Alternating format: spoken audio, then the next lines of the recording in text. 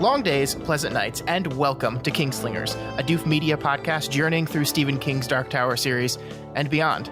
I am your host, Constant Reader Scott Daly, and we are ready to kill our first vampire. And I'm your co-host, King Newbie Matt Freeman, and I've got those raincoats, nose plugs, and goggles you asked for. It's going to be like Kill Bill up in here. It is indeed. This week on the show, we are beginning part 3, The Deserted Village, and chatting about the first 18 sections of chapter 14, The Lot 4 of Salem's Lot. As the vampire-slaying quartet makes its first moves against Barlow, they find out that he's already just a few steps ahead of them. Matt, what did you think about this week's reading? This is great. I think we're moving into climax. You know, I really like the beginning bit that we're going to talk about in a few seconds, where we just sort of zoom all around the town and see how many people have been made vampires. It really gives you a sense of just, you know, the exponential escalation of this thing. And then, of course, the fact that our characters really make their first sort of organized venture. They're all fully on the same page, fully taking this seriously. I think we'll highlight it when we get to it, but Ben has what feels to me like his first moment of truly getting it, which feels very important. So overall, really enjoyed it. This was one of those weeks where obviously I was super annoyed at having to stop when we did, but yeah. Yeah, I'm sorry about that. There's nothing I could do. It was just too many pages long. But that's okay. That's okay. It is. And you know what? I just discovered something this weekend, which was I can go back and listen to the Dark Tower books whenever I want, and I don't have to stop because we're going to do a podcast. So I can just listen to them for like 3 hours in a row. You've just discovered this? Yeah. Look, some time had to pass for me to fully like get over it, and now I can begin my second journey. This is amazing. Absolutely amazing. Yes. Yeah. I mean, it's a really, we are truly into our climax now. You're right. We've only got about 100 pages to go after this week. So we're getting down to the end of this book, and it's exciting. Lots of stuff to talk about. I mean, obviously the big events of this chapter are Susan and circle around Susan and her death. And I think we'll be able to kind of come to some conclusions about her character and her character's role in the story this week. So I think there's a ton to talk about. I know. Yeah. Which we will. Yeah. So let's get into it. First, before we get into it, just one more quick announcement. This will be the last time we announce the Do the King Thing story contest before the due date, because it is due on what is it, the 15th? Yeah, it is due on the 15th of July. And so, you know, I guess technically next week, if you listen to the podcast the second it comes out in the morning, you'll still be able to say, oh yeah, I've got to do that and get it in. But the 15th of July is coming very quickly. It's next Thursday. So please, if you are going to participate in our Do the King Thing writing contest, please get your stories in as soon as possible. The link to how to do all that and everything is in our show notes. So check those out and enter. We've got a ton of entries already. It's so exciting, Matt. This is, whenever you do these contests, you're always like a little bit concerned that no one's going to participate. It's not going to be a problem for sure this time. We got tons of stories. It's going to be really fun. That's great. And just reminding everyone that the word count limit is actually relatively low for short stories. So yes, that means that it's not that hard for you to just crank something out and submit it if you're happy with it. Yeah, absolutely. Absolutely. Some people, we got some emails that say this took me more than half an hour, and that's okay. We are partnering with our friends at Do the Right Thing, which is a half an hour writing prompt podcast where they give you 3 words and you take half an hour to write. The point of that is just to get you out there and writing. So there's really no editing involved. This thing, because you're submitting it to a contest, feel free to take as long as you want, edit as many times as you want. There's no time limit. How would we check anyway? Right. Yeah. You could just lie and say, yeah, I did this all in 10 minutes because I'm awesome. Right. The point of making it 30 minutes for the sake of that podcast is just, if you ask too much of yourself, you get burned out and you don't want to do it anymore. So the rule is you can only spend 30 minutes, and that way you're like, all right, it's just a bite-sized chunk of writing. I'm not going to overdo it, right? Whereas, this is a contest, so it's different. Yeah, absolutely. All right, Matt, before we get into the chapter itself, we have entered a new part of the book. This book is divided into 3 parts, and we are officially in the 3rd part, part 3, titled The Deserted Village. That's a pretty ominous title for the part of a book, isn't it? Honestly, I see this as another of King's sort of, and that was the last time he ever saw her, writing ticks, in the sense that he's removing any doubt of what's coming so we can just get invested in how it unfolds. Sure. I mean, the thing is, we knew this from the beginning, right? Yeah, like the prologue of the book basically tells us Salem's Lot doesn't exist anymore. Mm-hmm. it's there's no one there anymore. So regardless of which of our characters make it out of this thing alive, we know this is not going to end well one way or the other. I think perhaps it'd be better for me to say he's reminding us of that fact. Yeah, I think that's exactly what's going on here. And I mean, so we've got 3 more quotes to talk about here at the beginning of this part, and I think all 3 of those quotes also serve to remind us that it's not going to be a good time these next few hundred pages. Mm-hmm. So the first quote is it's titled as from an old rock and roll song, which is interesting. The quote is, "I heard a voice crying from the deep, come join me, baby, in my endless sleep." This is from a song called Endless Sleep. It's been covered by dozens of artists since it came out. But as far as I can tell, it was first written by a rock and roll singer named Jody Reynolds in 1957. I don't know why King chose not to credit it to Jody Reynolds, but just to say an old rock and roll song. Interesting choice there. I mean, maybe we can pick at that in a bit, but the song itself is a song about teen lovers who get into a fight, and the woman flees from her boyfriend and flees into the water and the ocean and ends up drowning, or almost drowning. This is what's interesting about the song, Matt, is that the original song, when Jody Reynolds first was trying to get a record deal, had the song ending with the girl drowning, but the record company said it's too sad, it's too depressing, and they made him change the final lyrics. So the last stanza of the song has him diving into the water and saving his girl from the deep. And so it's a happy song. Yay. Wow. So weird to have a song with depressing lyrics. That's just unheard of. Yeah. A song that makes people feel sad? No, never been done before. Keep your negative emotions out of my music. Yeah. Seriously, though, the 50s sound like just an overwhelmingly boring time to be alive. No, but that's really interesting. I mean, my actual first thought for why it's not properly credited is just like there was no Google and King had no way of learning where the song came from. Yeah, I mean, it's kind of wild that how easy it was for me to track this down. I mean, Not only there's a bunch of stuff going on this week that I was able to track down. Like Father Callahan makes a throwaway reference to a cartoon of a woman sweeping her shadow in this chapter, and I searched for woman sweeping shadow cartoon and found it in 10 seconds. It's wild how easy it is to find all this stuff now. Yeah, right. And that's maybe a cartoon that King saw once and just remembered. Mm-hmm. Who knows? Yeah. Yeah. I think obviously the clearest line to draw from why King put this here at the beginning is Ben and Susan, right? I heard a voice crying from the deep, come join me, baby, in my endless sleep. Obviously, this is, at least this part of the chapter, deals with Ben having to kill his love for Susan. Mm-hmm. So that's a pretty clear, just one-to-one pull there. But I mean, it works specifically with them, but I think it works broadly with the whole town. It's being pulled into this endless sleep. Yes, the whole town is being lured. I think many of these are about this sense of being lured into, death. Yeah. The next is a stanza of a poem by Edgar Allan Poe. The poem is called The Haunted Palace, and the stanza reads, "And travelers now within that valley, through the red-litten windows see vast forms that move fantastically to a discordant melody, while like a rapid ghastly river, through the pale door, a hideous throng rush out forever and laugh, but smile no more." This is actually, I read the whole poem when I went and looked for this. It's a wonderfully written, extremely beautiful and haunting poem by Edgar Allan Poe. I really recommend everyone go out and just search for The Haunted Palace and take a few minutes and read it.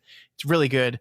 This stanza here is the last one of the poem, and the poem is about this beautiful palace that is in a beautiful valley on which a king named Thought, the name of the king is Thought, sits. And it's like everyone sees through the windows and sees this envious palace and the beautiful things going on in it. But the last 2 stanzas, the palace is invaded by phantoms who assail and possess it. And of course, that you kind of realize that this is an allegory for the human mind. It helps when the king is named Thought. So you're kind of seeing into the mind of a human being that goes from prosperous to disordered and corrupted and broken. An interesting little stanza to include in this, I think. Yeah. Poe really likes to rhyme door with more, doesn't he? It's just so easy. It's he likes the "oh" sound. Yeah, I think it's interesting how often King seems to be selecting these poems based more on how they make you feel and what images they put in your head. Sure. Like in this case, phantoms sneaking into your home, corrupting you. The former one being beckoned into an endless sleep. Like, it doesn't really matter what the song or the poem is about, metaphorically. It's the image of, things skulking and encroaching and invading and infecting.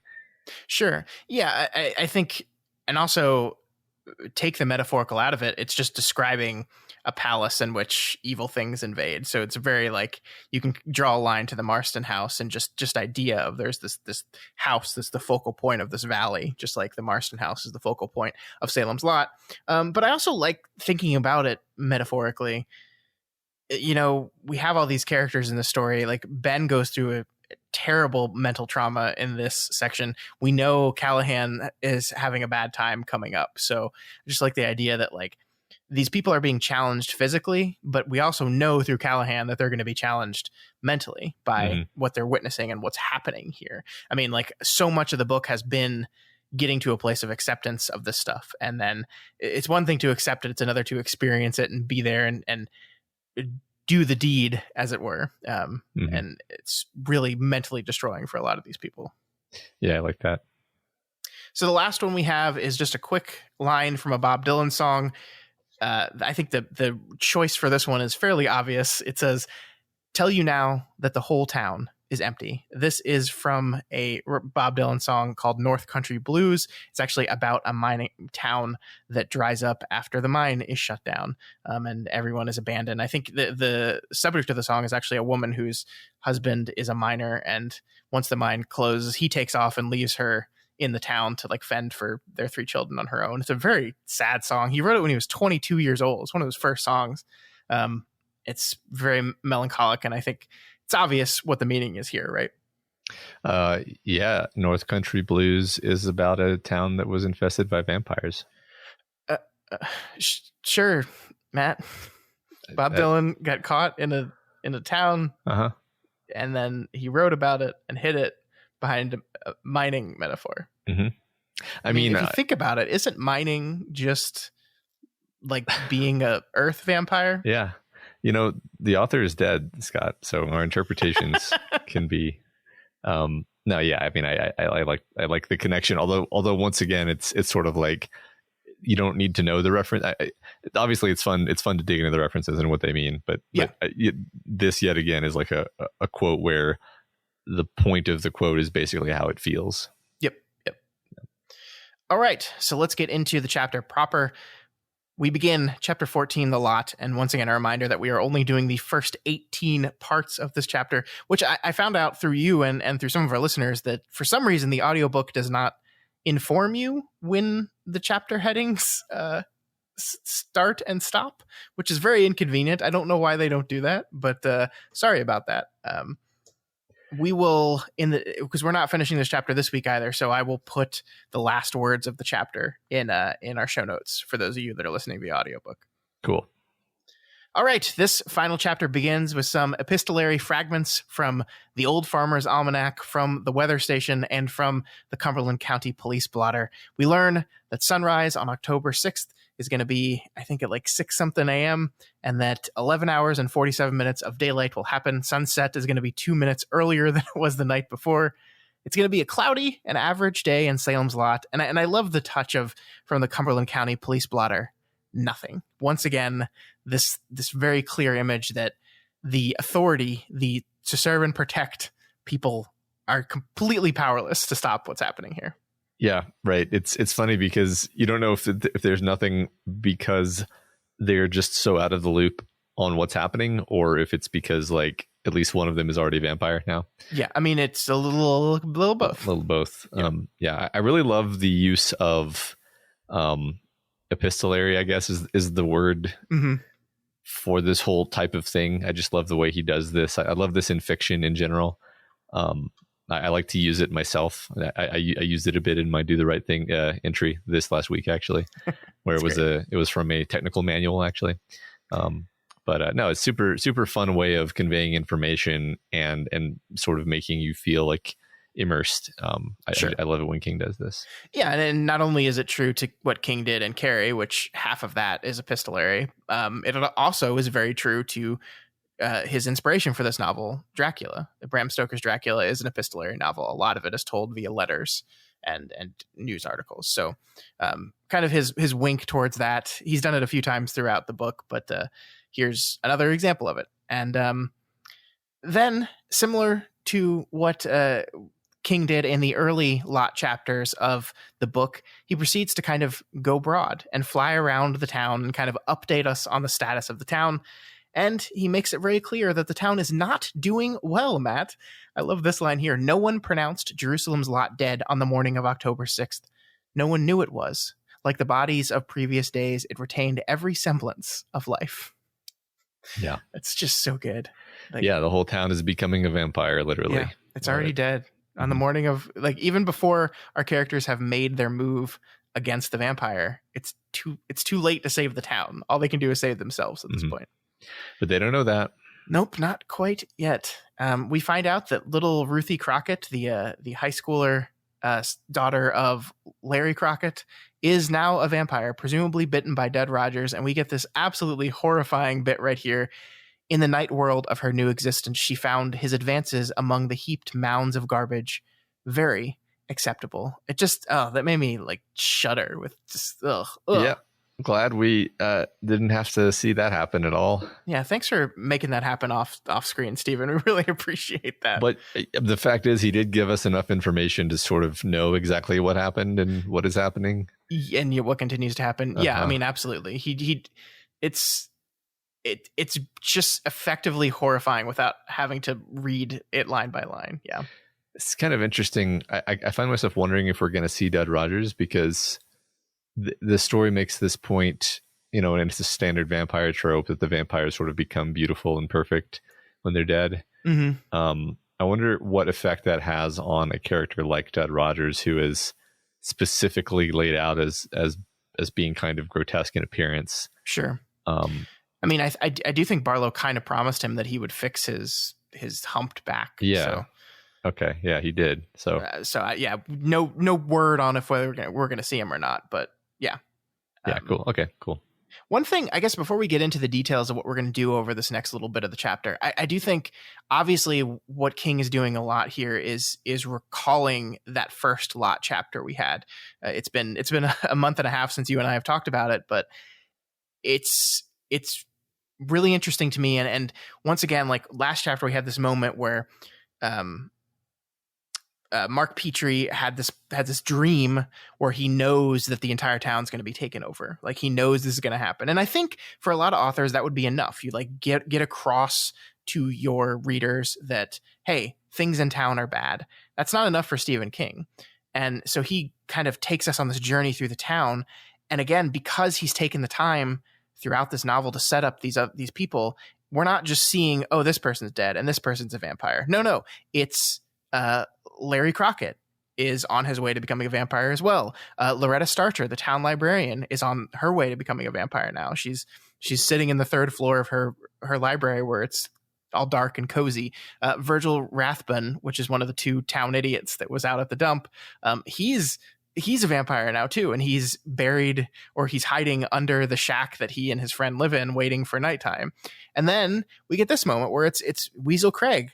We know Weasel, he's missing now too, and so we kind of draw the connection there and decide that he's a vampire. And so these aren't just the town is being taken over, right? That's a statement. It's true, but we see it and we understand it because we know all these characters. We've met all these characters. And Weasel Craig, I think, for me, is one that always gets me really hard. There's this beautiful, like, unrequited love story kind of floating in the background of the novel that's going on between Weasel and Ava. And it seems like our vampire friends got in the way of whatever that could have maybe been. Yeah, I admit that one hit me harder than the others as well. I mean, look, it's actually kind of fun watching this town get eaten alive. Like, I think we're all experiencing that on some level. I don't feel like I'm the only one. Most of these people I don't care about, or some of them I actively dislike, by design. King doesn't want you to feel sad that Larry Crockett is bitten. He totally deserves it. But King really did make us fall in love with Eva and Weasel. And, it really changes the whole complexion of the thing and makes it feel way more tragic just by, like you said, humanizing them and making it a story about these people. Yeah, I mean, we'll kind of go back to this at near the end of the chapter, or at least this week's section. But yeah, it's like these are not just names or words or an idea of the vampires are winning. We're watching the destruction of everything, and we're watching like the part that really sticks out here is not only is it happening, but no one is aware of it. With the exception of our quartet, no one is aware that this is happening. Like Larry Crockett thinks he's just sick. Virgil Rathbun's friend, whose name I'm blanking on right now, is just like, oh, he must have gotten really wasted last night. Like some people are just calling in sick to work. It's over. The town is dead and nobody knows it yet. Yep. Speaking of people that are dead or about to be, we cut over to our good sheriff from last week. This poor guy that Ben and Jimmy Cody didn't feel like they could trust enough to let him in on what was going on, which probably fair. He's out in the night looking for the missing Susan Norton, and he finds her car, and then he finds her and a one Mr. Barlow. Yeah, the dude seemed very formidable when we met him. He seemed like a good, solid gunslinger type. So him getting just totally no-sold by Barlow is, in like 1 second really emphasizes how dangerous the vampire lord is. Yeah, and I think it once again reinforces what I think is an ongoing theme of this novel, which is the either corrupted or ineffectual nature of government and authority in this world. I think, at the very beginning of the novel, we kind of got these bits about the changing landscape of the world and what's going on. And of course, we've talked about how this is around Watergate and the very turbulent times in the 70s and this general mistrust for authority and for government. And I think this is another thing that allows the vampires to get a foothold in that time period. Yeah, interesting. I mean, you could even say that maybe Barlow is sort of camping out next to the car knowing that a cop is going to show up so that he can nab him. And then it's like, okay, one cop down, sure. Just get the cops out of the picture quickly, especially now that he kind of knows the jig is up. Because in this scene, this is Barlow knowing that they're onto him, right? So he's being a little bit proactive now. Sure, absolutely. So lastly, we come full circle on the book, Matt, and as the sun rises, we go back to where our first lot chapter started. Charles Griffin, the dairy farmer, and his two boys, one who couldn't wait to take over his father's business and the other who was listening to his dad when he said school is more important than anything. Well, neither of that matters for either of them because they are both vampires now, hiding in the hay of the barn and waiting for the sun to set. Yeah, there's something particularly creepy that King has done consistently through here where he's emphasizing where the new vampires are physically sleeping. Yeah. Instead of just having it be like, where did they go? It's like, oh, they're under the floorboards. They're in the hayloft. Like, you can imagine if somebody ever made a movie out of this, for example, you'd have to have characters be like, where'd Sally go? And then like the camera pans and shows, Sally in her sleep of death in, the broom closet or under the floorboards or whatever. Yeah, nah. It's a good thing no one's ever made a movie about this. Yeah. Oh wait, no, there are two actually, Matt. Oh God. And there's going to be more, of course. Yeah, I mean, I think all of this is you're absolutely right, and I mean, like, it's so interesting because when we first went through the lot chapter, it was kind of like this idea of the sun is rising, goodness is happening. It's another morning, another fresh start. But here, King focuses on the end of the night, and so the sleep time for the vampires. Like, this is how this part ends. Now the light had spilled across the land, and all evil things slept. It was to be a beautiful autumn day, crisp and clear and filled with sunshine. By and large, the town, not knowing it was dead, would go off to their jobs with no inkling of the night's work. According to the old farmer, sunset on Mondays would come at 7 p.m. sharp. The days shortened, moving towards Halloween, and beyond that winter. So it's like, the hopefulness of early day is just almost completely gone. Like it's this great juxtaposition here. Like it's going to be a beautiful autumn day, crisp and clear and filled with sunshine, but it doesn't matter. They're dead. They're old dead. Mm-hmm. Yeah, that's a great point. Yeah, and then I like the foreboding of the line. The day is shortened, moving toward Halloween, and along that and beyond that, winter is such a great sentence. Yeah, it really is. It's filled with foreboding. Like this is. It's taking the image and the idea, the warmth and the hope and the opportunity of new day and sunshine and all these things and warping them. It's like even the comfort of this is a cold comfort, because Monday night would come at 7 p.m. sharp, and we already know from the beginning of the section that 7:02 the night before. So we're losing time each day, and we're running out of time. It's really wonderful. Yeah. So we go back with Ben. Now, Ben Mears waking up from his sleep to find a little Mark Petrie waiting for him on the first floor of Eva's. And we got to talk about this moment, because they see each other for the first time, and it is not a normal meeting. They looked at each other for no great space of time, but for Ben, the moment seemed to undergo a queer stretching, and a feeling of unreality swept him. The boy reminded him physically of the boy he himself had been, but it was more than that. He seemed to feel a weight settle onto his neck, as if in a curious way he sensed the more than chance coming together of their lives. It made him think of the day he had met Susan in the park, and how their light, get-acquainted conversation had seemed queerly heavy and fraught with intimations of the future. So, quartet, right? Quartet, yeah. Even before he had a name for it, even before maybe he consciously knew that this was going to become a key understanding of the way he views character and story. Here it is.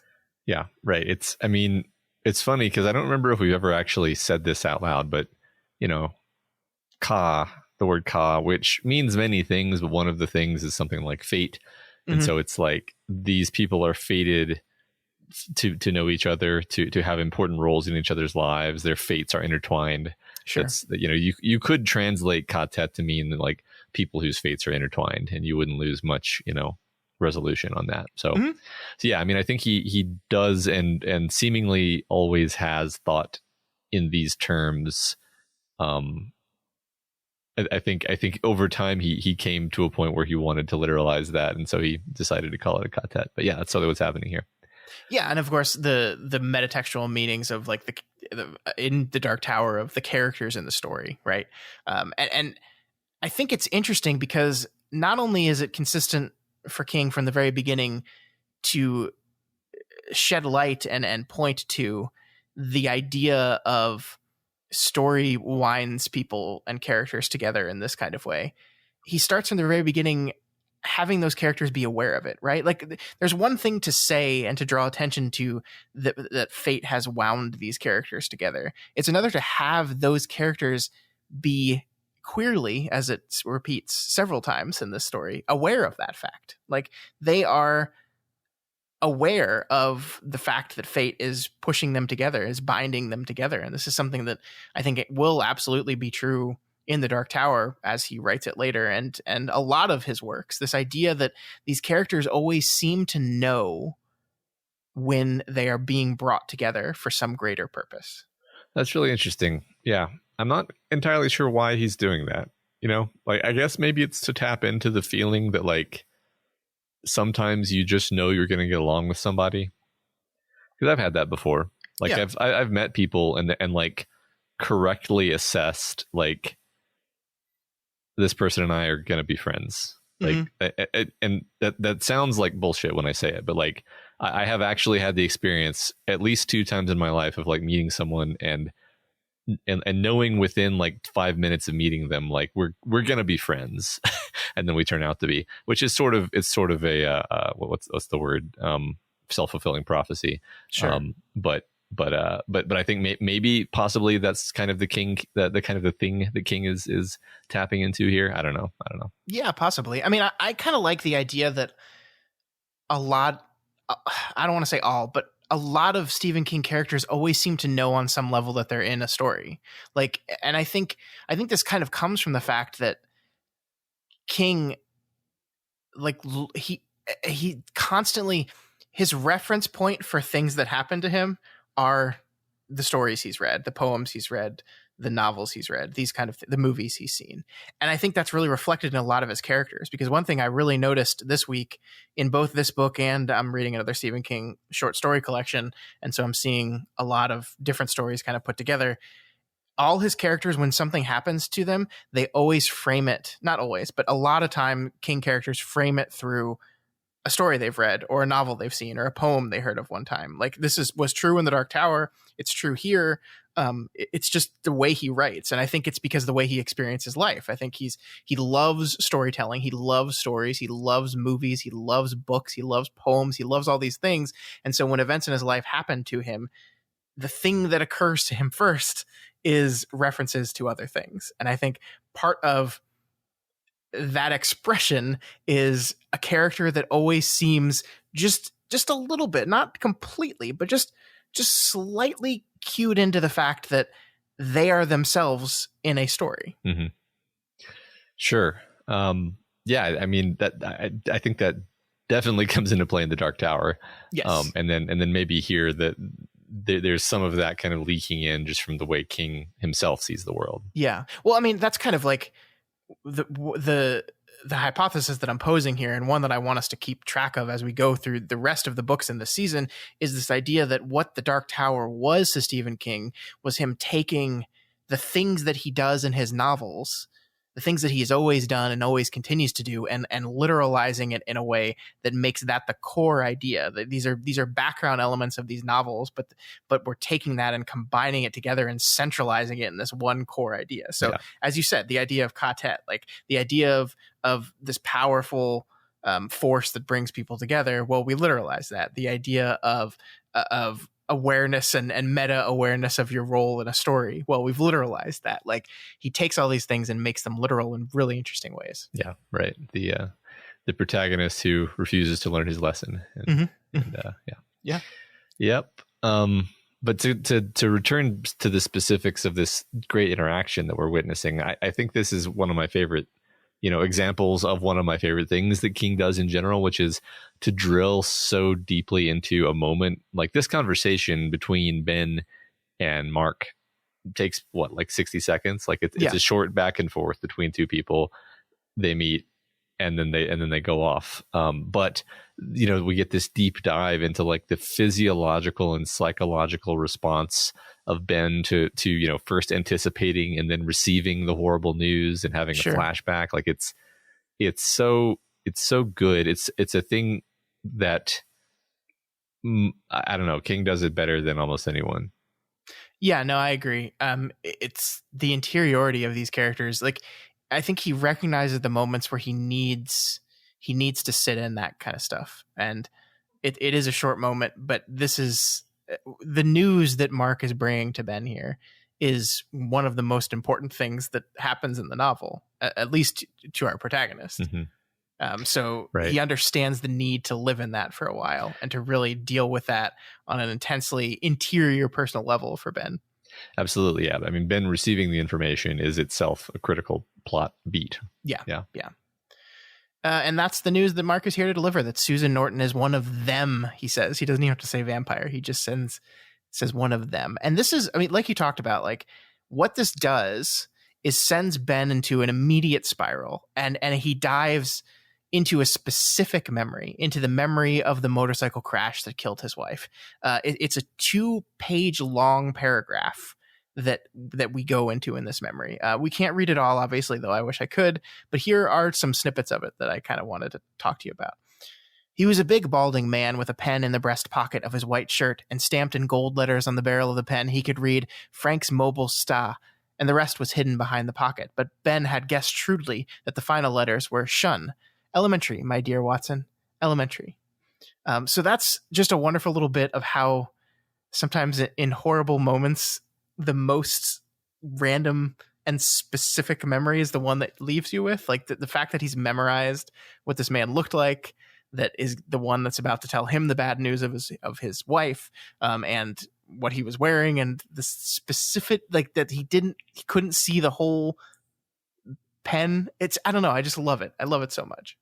Yeah, right. Exactly. It's the sort of everything about it is realistic, right? Mm-hmm. That's horrible and beautiful thing about the way King approaches these things is he doesn't let you look away from the awfulness of the moment. Yeah. And then I love this part right here. And he had begun to feel what he was feeling now. The complex and awful mental and physical interaction that is the beginning of acceptance. And the only counterpart to that feeling is rape. The stomach seems to drop. The lips become numb. A thin foam forms on the roof of the mouth. There is a ringing noise in the ears. The skin on the testicles seems to crawl and tighten.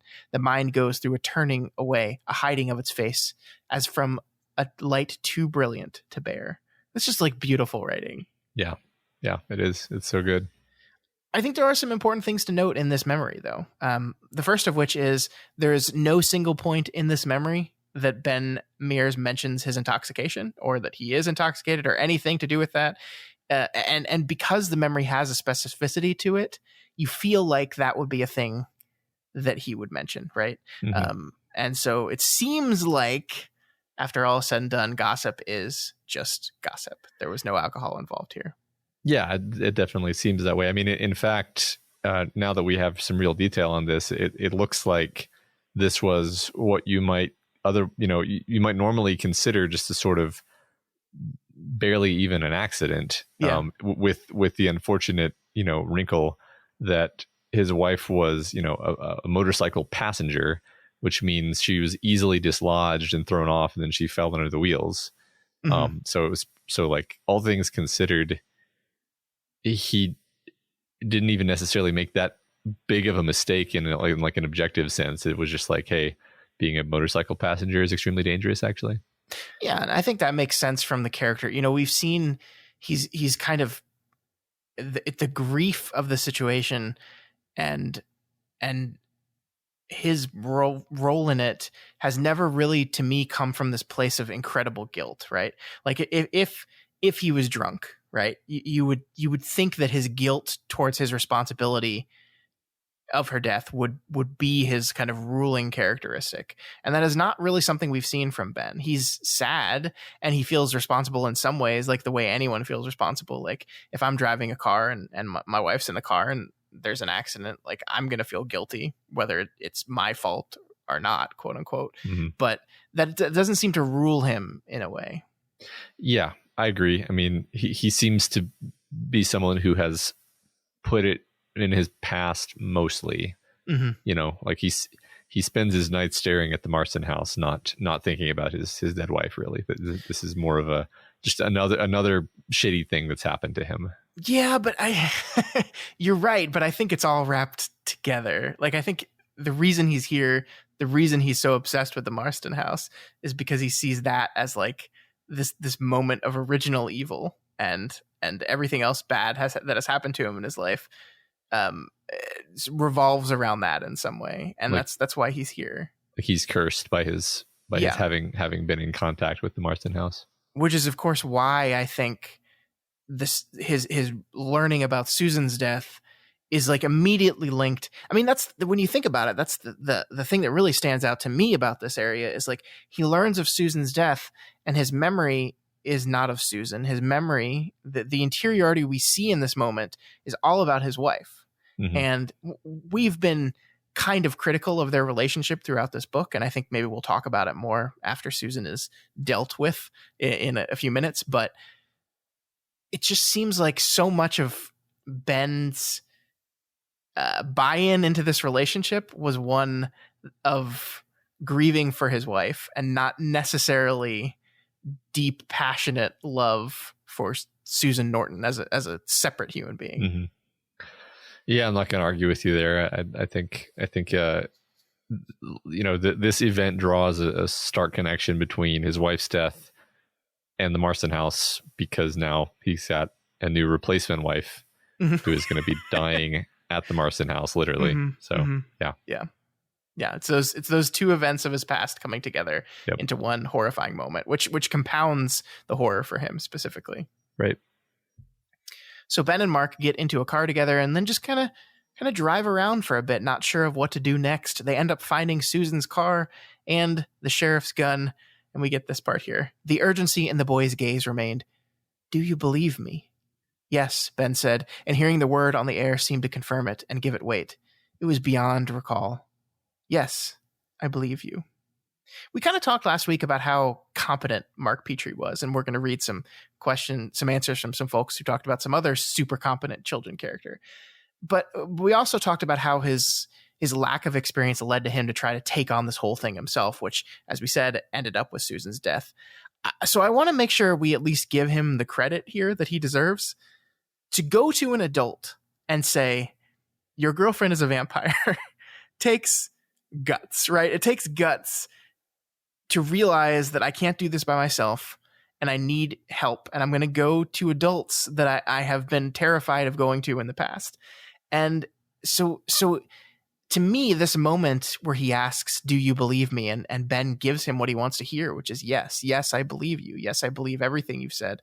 Yes, we're on the same page. I'm with you. Is like his Mark Petrie's courage being rewarded here. And I really just wanted to give him credit for that, because that takes a lot, it's not an easy thing.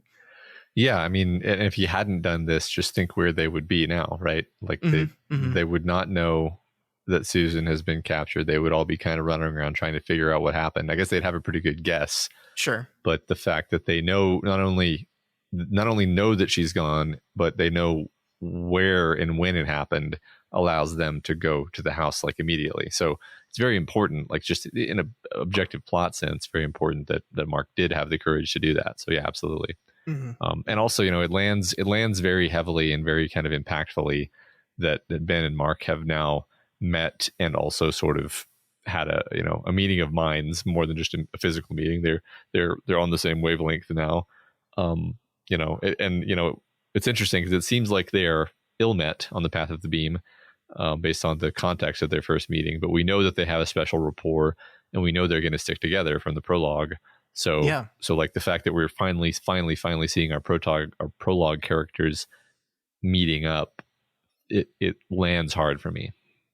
No, I think you're right. I mean, I think this is something that King probably realized he needed to do, because we've set up these two characters as being two that are together at whatever the end of this is going to be. They're the two of them together. And so far, the only thing that Mark Petrie has done is bring Ben bad news.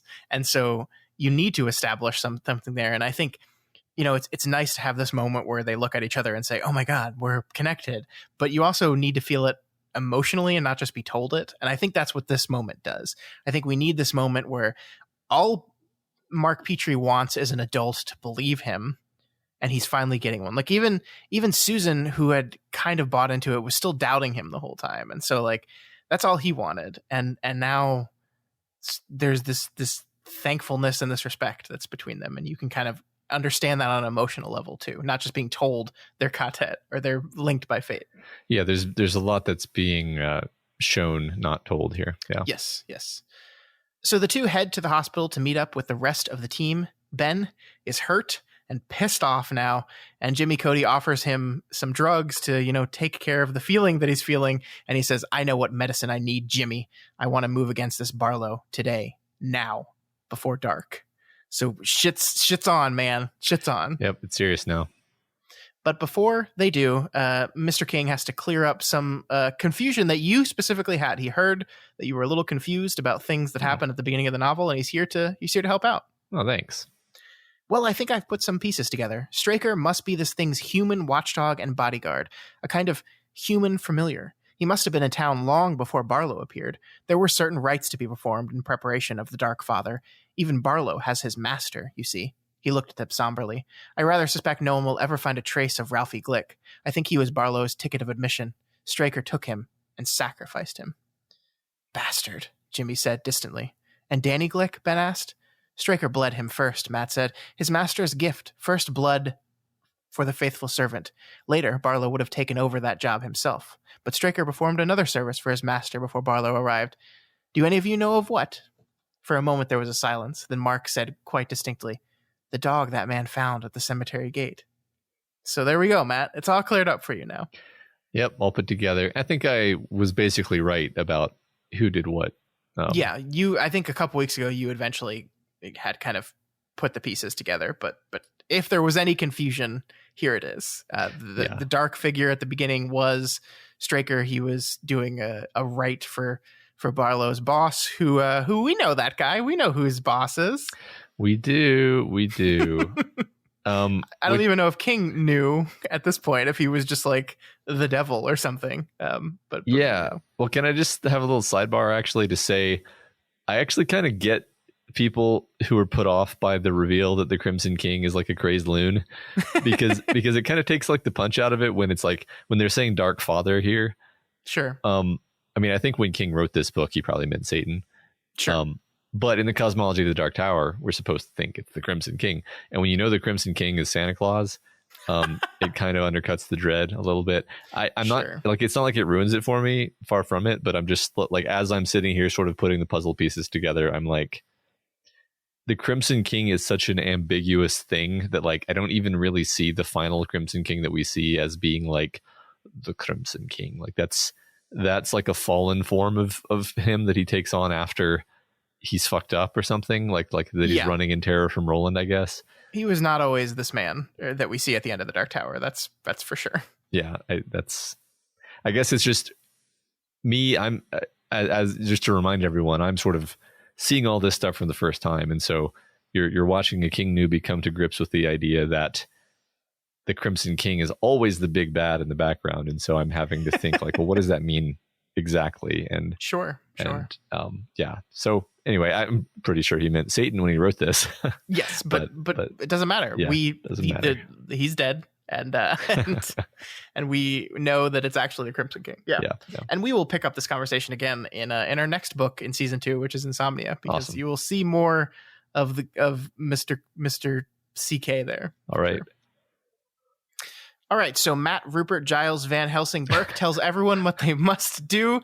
Take a stake the dude in the heart, stuff his mouth with garlic, and then cut off his head and turn it face down in the coffin, and then throw that coffin in some water.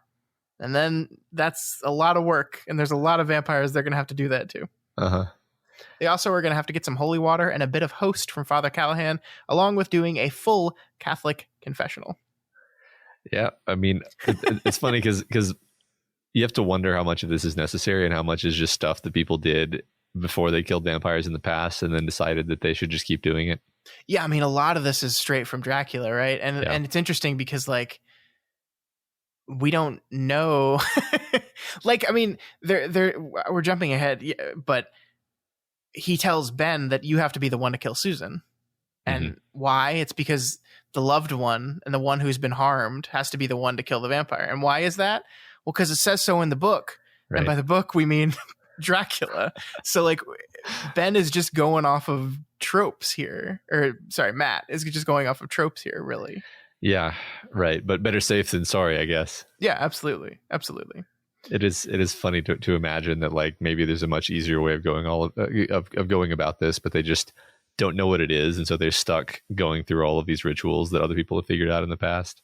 Yeah, I mean, is like the stuff in the mouth with garlic part really necessary? We don't know. Yeah, right. I mean, again, totally making this up, but like you would think that it would be enough to just take them through the heart, and all the other steps are just things that they did to like make double, triple sure. But it's like, yeah, but it's dead already. Yeah. I don't know. All right, but we've got our plan here, Matt. We've got our plan, and our team goes forth to execute it. What are you thinking at this point? You know, there maybe kind of go back to what was in your head as you were reading this for the first time. What are you thinking as they go forth to execute Operation Kill Barlow? Well, I was thinking that Barlow probably wouldn't be waiting around to get staked because he would know that they're on to him. I mean, if nothing else, Susan would have told him. Sure. And so I was thinking that they were not going to find Barlow, but I wasn't thinking that they were going to find Susan. Like, I think I was just expecting the house to be empty, and then they would have to kind of figure out what to do. But Barlow leaving Susan there as like basically psychological warfare. Sure. That was not something I saw coming. All right. We briefly cut over to our good friend Eva Miller, who is down in her cellar to get some jars of corn to take over to poor Mrs. Norton, who has come down with a serious case of slowly turning into a vampire. While she's down in her cellar, though, she smells something bad, especially coming from the root cellar below the main one. It's probably nothing, though. Yeah, it's pretty interesting because like we haven't really seen an indication that the vampires themselves smell bad that I can remember. So my first thought was that it was Weasel in the root cellar, being a vampire, hibernating, or whatever word we're going to use. But now I find myself wondering, maybe it's Barlow, because we know he's not in the house, but he did find somewhere to hole up. So maybe he chose her basement because it is sort of like a central location to the town. So sure, would make some sense. So we do know there have been two places specifically where really strong, really bad smells have been mentioned. The antique store and the cellar of the Marston house. Which are both places where Barlow probably has spent some time. Yeah, I mean, we know the cellar for sure. We don't know about the antique store. Right. I did have I couldn't figure out certain things about the timeline of like when Barlow would have been in the antique store, but yeah. I mean, we can make assumptions that he's been there after this week because there is a closed sign in front of the store, and Straker certainly wasn't the one that headed into town and put a closed store on his closed sign on his store. That's true. I mean, I guess another place where he might go would be the store itself, but then that's, the first place they would check. So yeah. So probably. I mean, the other thing is like, he's got so many damn minions in the town. Like, how much of this stuff does he need to do himself at all? That's true. Yeah. So we jump back to Callahan having been told the stories of what happened the previous night, and we get this, and I just wanted to read this and kind of discuss it with you because it's interesting. Watching the dust motes that danced dreamily in the sun shafts, Callahan was reminded of an old cartoon that he had seen somewhere. Cleaning one with a broom is staring in surprise down at the floor. She has swept away part of her shadow. He felt a little like that now. For the second time in 24 hours, he had been confronted with a stark impossibility. Only now the impossibility had corroboration from a writer, a seemingly level-headed little boy, and a doctor whom the town respected. Still, an impossibility was an impossibility. You couldn't sweep away your own shadow, except that it seemed to have happened. So this is the part we were talking about earlier. I found that picture and I pasted it in our notes here. I'll put it. I'll put it on Twitter if anyone is curious what this cartoon looks like. Yeah, I think what sort of makes it is the cartoony expression on the woman's face of just sort of surprise and concern. Yeah, I mean, it's wild. I'm pretty sure. So this is a cartoon by Gahan Wilson, who is a really well-known cartoonist. Like, I'm pretty sure he did a lot of cartoons for Playboy. I don't know if this one specifically was in Playboy, but I've decided that I want it to be because that means that Father Callahan's basically... I saw a cartoon once. I can't remember where. Oh, it was my porn mag I was reading. Yeah. Hey, Father, are you going to manage to get your confession in? No? Huh. Spoilers. Yeah. No, he doesn't. No. I like to talk once again about how King sees events through the lens of the art he's consumed. Here's another thing where Callahan interprets what's going on here through an old cartoon he saw once. And I mean, I think this is something specific to King, but I also think this is something people do a lot, right? Like we are constantly comparing events in our lives to other things that happen to us or other things we've experienced or seen. Sure. It's like we use our experiences as lenses with which to view new experiences. Yeah, it's just a nice realistic touch. Yeah. All right, so then we go into Ben's confessional, and lots to say about this, Matt. I think it's interesting here that King does not allow us to hear any of Ben's sins. Like we don't, over the course of the confessional, it's not a dialogue where we hear him give his sins and confess his sins, or rather what he thinks his sins are. That's the funny thing about confessionals. It's you can only confess what you think you've done wrong, not fully what you've done wrong. So he does just kind of step back and talk about the power of this act. And I want to talk about this a bit. I don't want to read this whole big thing I pulled out here because it's very long, but just some highlights here. There was something medieval about it, something accursed, a ritual act of regurgitation. He found himself remembering a scene from the Bergman picture, The Seventh Seal. Oh, look, here's a person once again viewing a thing through a lens of some art they've watched. But so basically, he has this confessional, and it's not just the act itself, it's the power behind the act. The confessional might have been a direct pipeline to the days where werewolves and incubi and witches were an accepted part of the outer darkness, and the church the only beacon of light. For the first time in his life, he felt the slow, terrible beat and swell of the ages, and saw his life as a dim and glimmering spark in an edifice which, if seen clearly, might drive all men mad. Matt had not told them of Father Callahan's conception of his church as a force, but Ben would have understood that now. He could feel the force in this fetid little box, beating in on him, leaving him naked and contemptible. He felt as if no Catholic raised to the confession since earliest childhood could have. So, I mean, what do you make of this? This is powerful. This is, once again, King looking at the church and kind of agreeing with Father Callahan's conclusion of it. I think lots about it. So, I mean, I think first of all, I love the little Lovecraft touch of sort of describing an edifice, which, if seen clearly, might drive all men mad. That's very Lovecraft, and it's comparing Lovecraft to basically like the reality which religion is sort of trying to grapple with. Sure. And I mean, when he says a force, he means the white. Like Barlow actually draws that connection for us very literally. Yeah. In a little bit. And basically what we're talking about is the supernatural power of goodness that the church represents, and then in contrast, the reality of the vast darkness that stands against the white, of which Barlow is a part. And so, you know, up until this point, like most sort of agnostic-ish people, Ben has just thought of the church as the church. It's an organization. It's a very old club. And now, you know, he is seeing this whole new angle on it, where he's first touching the very edges of the supernatural, the white that it is, that the church represents. Yeah. I mean, it's really interesting because obviously the white goes on to be this thing that is beyond one church, one faith, one God, one belief system. It becomes this like all-encompassing representation of good and order, and you know, I think when they got to the rose, it was like every good turn of events that could be possible, right? Like every fortunate turn in a cause and effect chain is represented by the white. But it's interesting that the root of it, I think we can say that now because this is his second novel.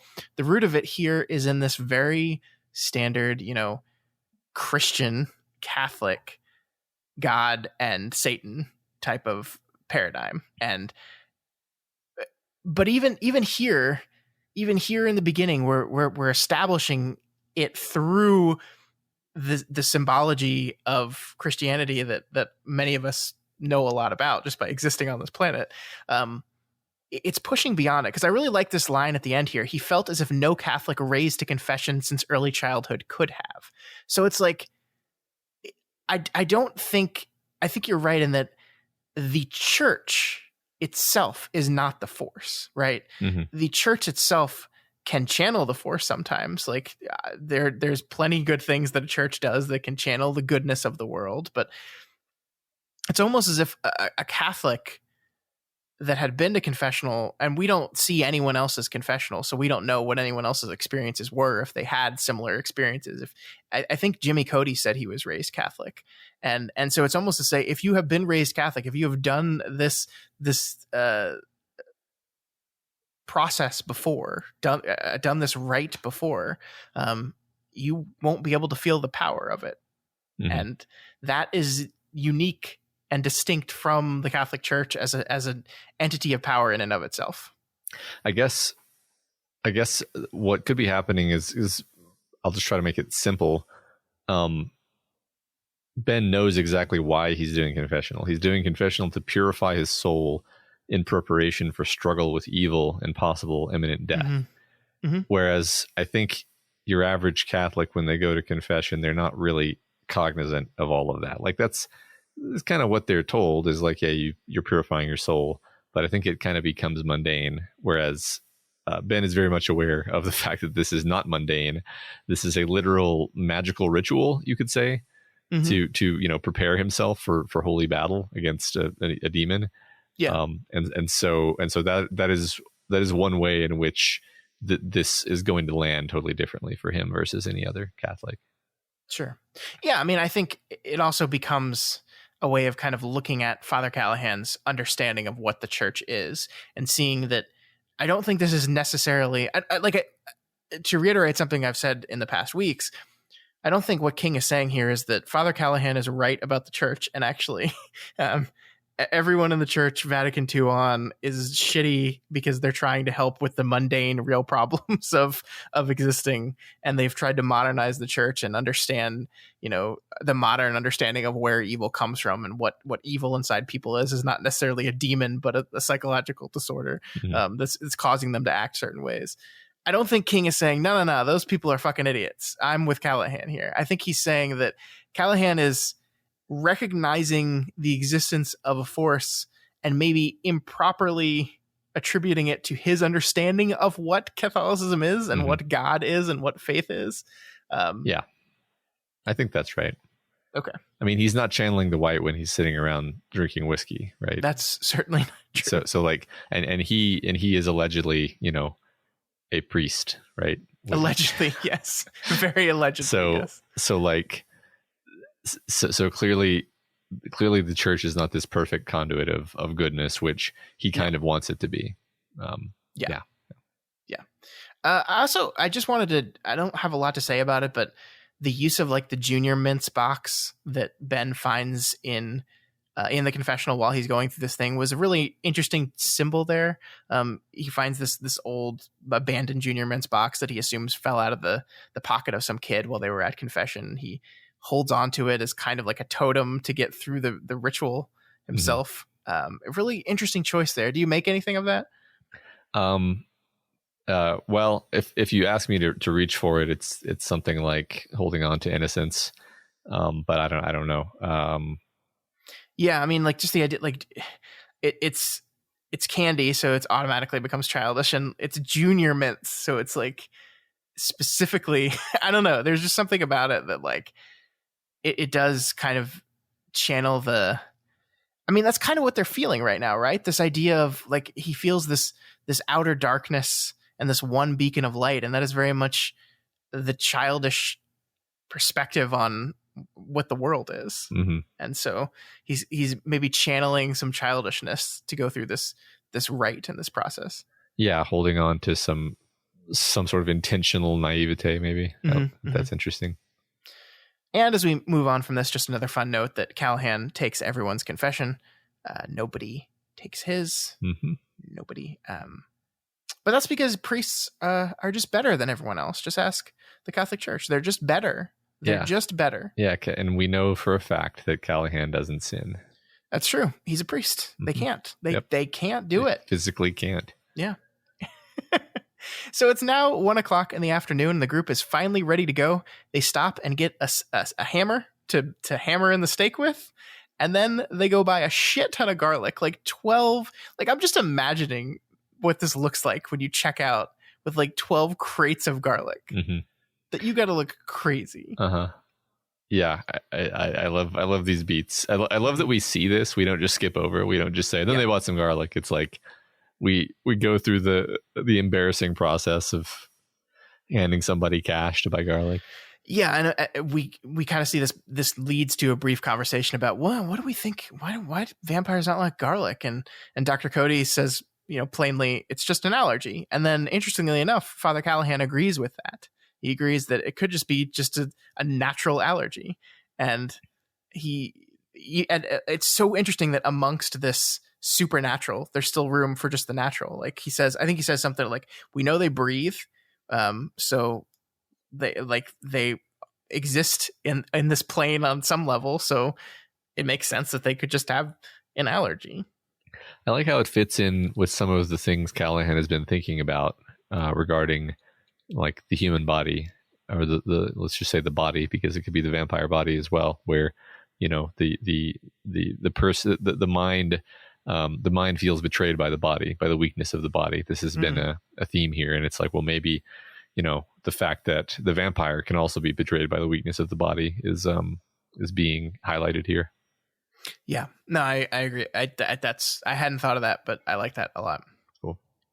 So they also stopped to get some roses, because as we all know and knew the whole time and didn't learn it just a few weeks ago, roses also are a weakness of vampires. But unfortunately, Matt, that it seems like some weird bald man bought them completely out of every kind of rose a week ago. I really love this because this is kind of the first hint for our characters that they've been playing a game against someone who is way more experienced and way more prepared than they are. It's kind of funny because the fact that the roses are all bought out, but the garlic is not, suggests that perhaps vampires don't give a shit about garlic. The garlic part is bogus. Yeah. I don't know. I mean, it's possible that just garlic is much easier and quicker to restock than roses. I mean, that's probably the case, and King would have thought that through actually, but it is a funny thought. Yeah. So, I mean, I think that this is worth talking about. So they're out of roses and Ben freaks out about it. Like he's does not take this well. No, Ben said no. And the raw edge of hysteria in his voice made them all look around. And when we get to Falmouth and find that Straker has been there too, what then? Portland? Kittery? Boston? Don't you realize what's happening? He's foreseen us. He's leading us by the nose. I think it's really interesting. I kind of want to talk to you about where the hysteria and panic comes from here. Yeah, I mean, this is the moment that I think I mentioned at the top of the episode where it's a great moment because it's the first time that we really feel like, finally Ben actually gets it. Yeah. Because like you can't simultaneously be calm, cool, collected while having a realistic sense of the danger that they're up against. Mm-hmm. So the fact that he freaks out, you're like, okay, he gets it finally. Yeah, and I think for the rest of them, this threat is still abstract. Ben has lost someone now. Yeah, right. Someone personal to him. And so he has a much better understanding than they do, where they're just kind of still dealing with hypotheticals. Yeah, right. Just not to say none of them cared about any of the other people that have died, but I don't think quite as much as Ben cared about Susan. Yeah, right. He feels also, I think, to a degree like he has failed because, I mean, we gently made fun of him for not calling her the other night, but I bet he's thinking about that now, right?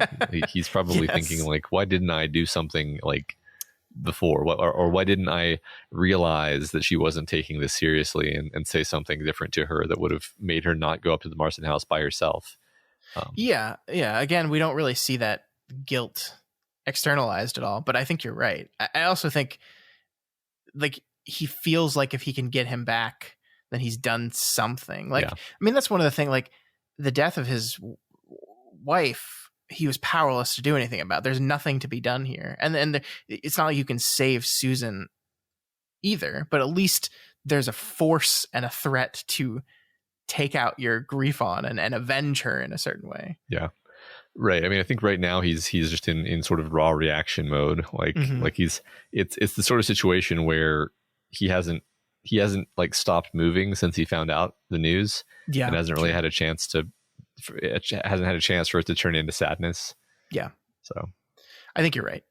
And Ben's hysteria here does its job, though. It kind of spurs the rest of them on to be like, hey, we gotta get our ass in gear. It's 2:15 in the afternoon already. Somehow, Matt, what happened to getting your coffee and then killing a vampire?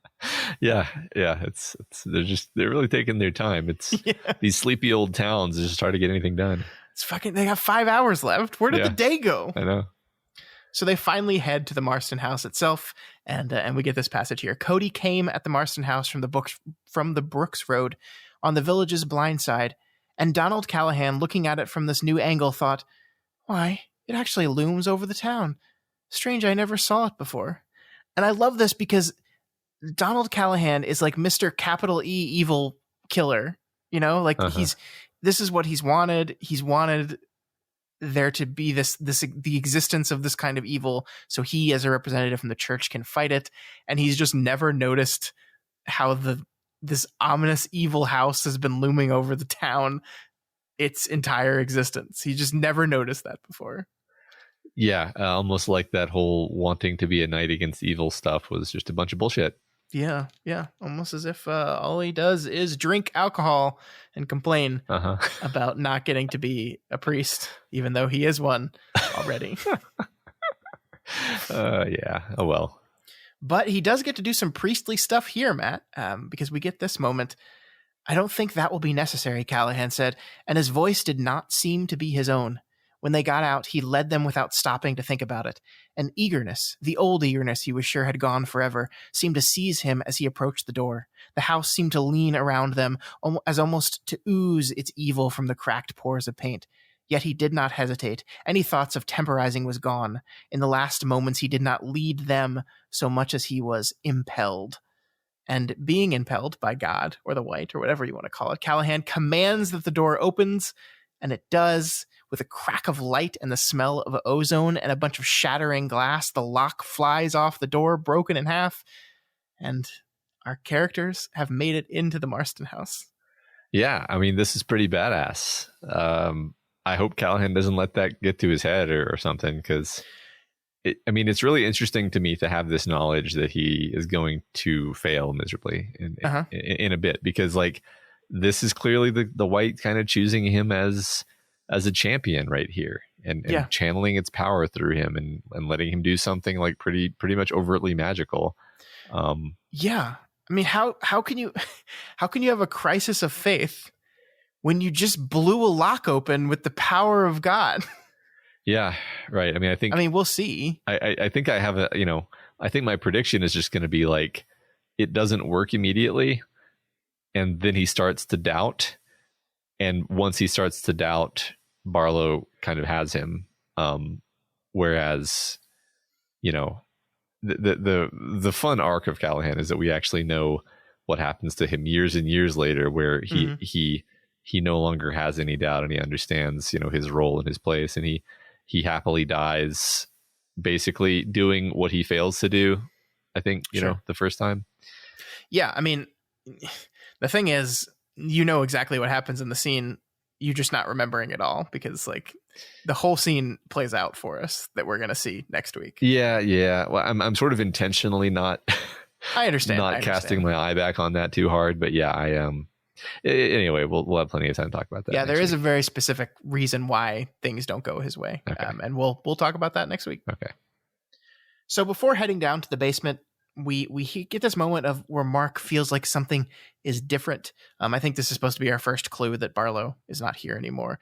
But before heading to the basement, they head up to Ben Mears' scary hanging man room first, and they find, hanging from the rafters, the corpse of Richard P. Strayer, hung upside down and bled white, eaten by Mr. Barlow. Mm-hmm. So that's it. That's the end of Straker, our familiar. Were you surprised by his departure from the novel here? A bit, because he seemed like he might still be alive when Mark left him, and I thought maybe it would turn out that he was supernaturally tough and would end up surviving and recuperating quickly. Yeah. But on the other hand, we kind of got to wrap this thing up, don't we? Yeah. And just in terms of moving the plot along, and Mark, really did a number on him. So I think this works. I'm happy with this as like, a fitting end to Straker. Yeah. He just didn't have a big presence in the book as a whole. He's kind of there in the background, except for a couple times. Yeah, I mean, I liked him as like a creepy, a sort of creepy evil feeling of antagonist, whereas Barlow is more of a like grandiose, suave and debonair vampire type. Like these are two very different sort of types of evil being that you expect to find in a vampire story. Mm-hmm. So, which serve different roles, obviously. So let me ask you a question now. What is Straker? Well, I mean, my guess at this point is just like he's a human who has been given some level of evil powers by his association with Barlow, and maybe by his like sacrifices to Satan and or the Crimson King. And it's possible that Barlow's literally given him some power, like via I don't know, man, magic. I don't know. I don't know if there's an answer to this, but I just feel like he's kind of a vaguely magical demonic man. Yeah. I think this is when I can kind of remind you of the three types of vampires from Wolves of the Calla. Sure. We have type ones, which are definitely like the Barlow types, right? Those are like the main dudes. Yeah. In Wolves of the Calla, type 3 vampires are ones that look human. They can walk in the sun. They can eat normal food. They also drink blood, but they can't make new vampires themselves. I don't like. Here's the thing. I don't think it's obviously true when King was writing this book, he hadn't like come up with his system of vampires, the type 1, type 2, type 3 shit. He hadn't come up with it. But I think like the closest thing Straker is a type 3. He's not. I don't think he actually is, like by technical definition of it. But I think that's like the closest comparison is a type 3 type vampire thing. Yeah, something adjacent to that at least, because my recollection of the type 3s was that they just kind of sucked, like, and Callahan had no problem killing them, whereas Barlow seems like tough and formidable. But maybe I'm glossing over some details. I think you're directionally right though, and I think we need to give some allowance for the fact that, you know, if King had written these books in a different order, maybe he would have slightly changed how he portrayed Straker in some ways. Yeah, I mean, the thing that got to me, honestly, now that we can talk about this, I did not remember the part about his unusually powerful strength. I didn't remember that. And so when we got to that section of the book, I was like, huh. Yeah. Because I always just, in my head, like every time I read this book, I always saw him as just a dude. He's just a dude. He's just a dude that worked for Barlow. And that's it. And maybe he was like all familiars in vampire stories, like had the promise of like, one day when your service to me is complete, I will make you immortal, blah, blah, blah, whatever. But the strength really threw me for a loop. And I don't think King had it clear, obviously. I can't, like, again, I haven't, maybe when we get together at the end of the month to talk about the book as a whole, after I've finished reading Dracula, it will remind me of whether the familiars in that story had strength, or if it mentions that, because it could have just been a coy reference to that instead of something else. I don't know. I was surprised to see that in the book is all. Yeah, it's kind of interesting to consider, because it's also entirely possible that King just sprinkles a little bit of supernatural pixie dust on characters that he wants to seem formidable, and he doesn't really feel a need to justify it. Sure. Like we've definitely established that King does not follow Sanderson's laws of magic, where it's like it has to be totally pinned down and precise with no contradictions. So like, I mean, Roland has super strength, you know, which is something that is not often talked about, but is textual. So like, the idea that Straker has a little bit of super strength, but not so much that he can survive being bashed in the head, is just kind of like, yeah, well, you know, he associates with demons and vampires. Why not? Sure, fine. Sure. Yeah, that's fair. That's fair. All right. So the team heads down to the basement, knowing almost instantly that Barlow is no longer there, but he has left them a present and a note. Lots of thing to talk about on this note. I think the first thing we want to start with the note is just the tone, which is this like amused confidence that I think is just wonderful. I'm curious how the audiobook handled it. Perfectly is the answer. Exactly as you imagined in your head. Awesome. Yeah, it's just so delightful. Like the way he talks, the way, like, here's the part he left for Ben Mears. I have left you a small token of my appreciation. Someone very near and dear to one of you is now in the place where I occupied my days until I decided that other quarters might be more congenial. She is very lovely, Mr. Mears, very toothsome, if I may be permitted a small bon mot. I have no further need of her, and so I have left her for you to, how is your idiom, to warm up for the main event? Like, just that she's the bon mot and how what is the way your idiom works? It's just delightful. It's great. Yeah, I mean, like you say, there's this overwhelming sense of arrogance and self-confidence.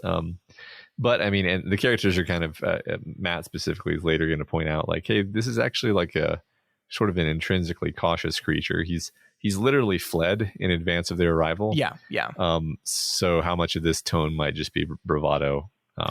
Yeah, we'll talk about that when we get to it. But yeah. I think it's so great. I think that might be challenging to write a little bit. Yeah, and I want to give King credit for that, because like I think he doesn't want just Matt to have to tell you that. I mean, obviously Matt does tell it to make it textual, but I think he wants you to feel that a bit. Like you're being almost so confident it comes off as like you're playing it up too much, guy. Yeah. Like, yeah, you fled your home, your assistant's dead. You've just lost your new pet, which he frames it as just psychological torture, but he probably just didn't have room in wherever he is to hang out to have someone else, or not enough food, or whatever, like. That's a good point. Yeah. This is more of a practical decision. Yeah. Mm-hmm. And I Petrie's here is really interesting. Master Petrie, you have robbed me of the most faithful and resourceful servant I have ever known. You have caused me in an indirect fashion to take part in his ruination, have caused my own appetites to betray me. You sneaked up behind him, doubtless. I'm going to enjoy dealing with you. Your parents first, I think. Tonight, or tomorrow night, or the next. And then you. But you shall enter my church as a choir boy. Castratum. Jesus. Yeah. Which, of course, is him very subtly setting the trap right in the middle of the letter without us even realizing it. Yeah. Yeah. I love tonight or tomorrow night or the next. Of course it's going to be tonight. Yeah. It's wonderful. Yeah, he's already there waiting. Yeah. It's interesting. They hypothesized that Straker was bled by Barlow, but here he says he was. And it's while I think you're right that that's the trap, there is also this little indication, he couldn't control his own appetite. This is his dude, and he couldn't help but feed him and suck him dry because under all this posh ego and confidence is an animal, and he can't help himself sometimes, and that's a thing you can exploit. That's interesting to consider that, maybe Straker wasn't literally dead. Maybe Barlow could have, taken care of him, but that's not something Barlow's going to do. Right. I imagine him on the floor bleeding out, and, in another world, if you rush him to a hospital, they might be able to save him. Maybe he'll have some brain damage, but you might be able to save him. But, Barlow gets up, looks for Straker, opens the door, finds him in the room, sees the blood, and just loses control of himself. Yeah. Right. Yeah. So that's a potential weakness. Basically bait him into a position of being compromised. Yeah. Then lastly, we get to Father Callahan, which, we haven't talked about it, but just the called shot that is this note of every single person he says is here in the room is actually here in the room is pretty wonderful and overwhelmingly terrifying for these characters. Yeah. Yeah. But here's his message to Father Callahan. Still, you say, this is not enough. And it is not. In the end, Father Callahan, you will undo yourself. Your faith in the white is weak and soft. Your talk of love is presumption. Only when you speak of the bottle are you informed. It's really great. Really great. Yeah. And it shows that Barlow knows stuff that, Callahan, for example, would be surprised that he knows, and thus you're like, oh shit, what else does he know? Yeah. He says he's been watching him specifically because he makes sure to always scope out his enemies, and the church is his enemy in this. Yeah. Sure. Yeah. That little message has a lot. Obviously, the white is mentioned specifically. Was this always here, or did King is this a revision? I tried to look up that and see. I couldn't find anything conclusive, so I'm going to say it was always here. That's so interesting. If any listener knows whether that is true, I'd like to know. Not the most important thing in the world, but it'd be interesting to know whether King had this specific idea of the white being a force that sort of sits above religion and the religion channels, whether he had that all the way back at this time, or not. Because this is his second book, right? Yeah. Yeah. So, yeah. I think it shows just, how much of his, at least in his head, his universe was evolved to at that point. Yeah. I did not remember this, to be honest with you. I was surprised to see it specifically mentioned like this. So it was like, oh, wow, cool. Yeah. And it goes unremarked on. So, but the characters know what he means. So yeah, I do like the touch of the quotations around Father Callahan as a connection to the pair Callahan we see in Wolves of the Calla, who refuses to be called father. He just won't do it. And so this is, you can see the kernel of the threat that turns into this absolute rejection of that. He's already being called on it right now that you're not truly Father Callahan. And so he won't be called Father Callahan. I love that. Yeah. But talk to me about this letter generally. What was your overall thought on it? It's just great. It's just oozing with this the smug condescension, but also at the same time, like we pointed out, there's kind of some subtlety woven through it. It has these specific barbs aimed at different characters. Like, I mean, he's obviously, I used the word psychological warfare earlier. Like he's trying to like break Ben into, I think just make him so insanely like angry and grief stricken that he makes bad choices. Mark, he's just trying to terrify into being useless, telling him he's going to castrate him. Callahan, he's undermining his faith, which is at this, what's interesting at this point, super powerful weapon. Like if Callahan actually had his shit together, you get the sense that Barlow might be in big trouble. But he's already starting to undermine it here, and so I mean, we'll talk about this more next week, but like, you wonder if, the Callahan that was able to like God power a lock off of a door, if that person hadn't been picked at via this note, like, would things have gone differently? Yeah, right. I mean, the way Callahan reacts, it seems to suggest that this did get to him, actually. I mean, especially the specific dig about his alcohol abuse, which is like, it's his thing. You get the feeling in Wolves of the Calla that when he says all that stuff was bullshit, it was only ever the booze. Like, that's something that maybe this Callahan always knew and was just lying to himself about. And here's a little bit where you poke at that lie a little bit. Yeah, but he's not prepared for that. It takes him a long time to get his head around that. Yeah.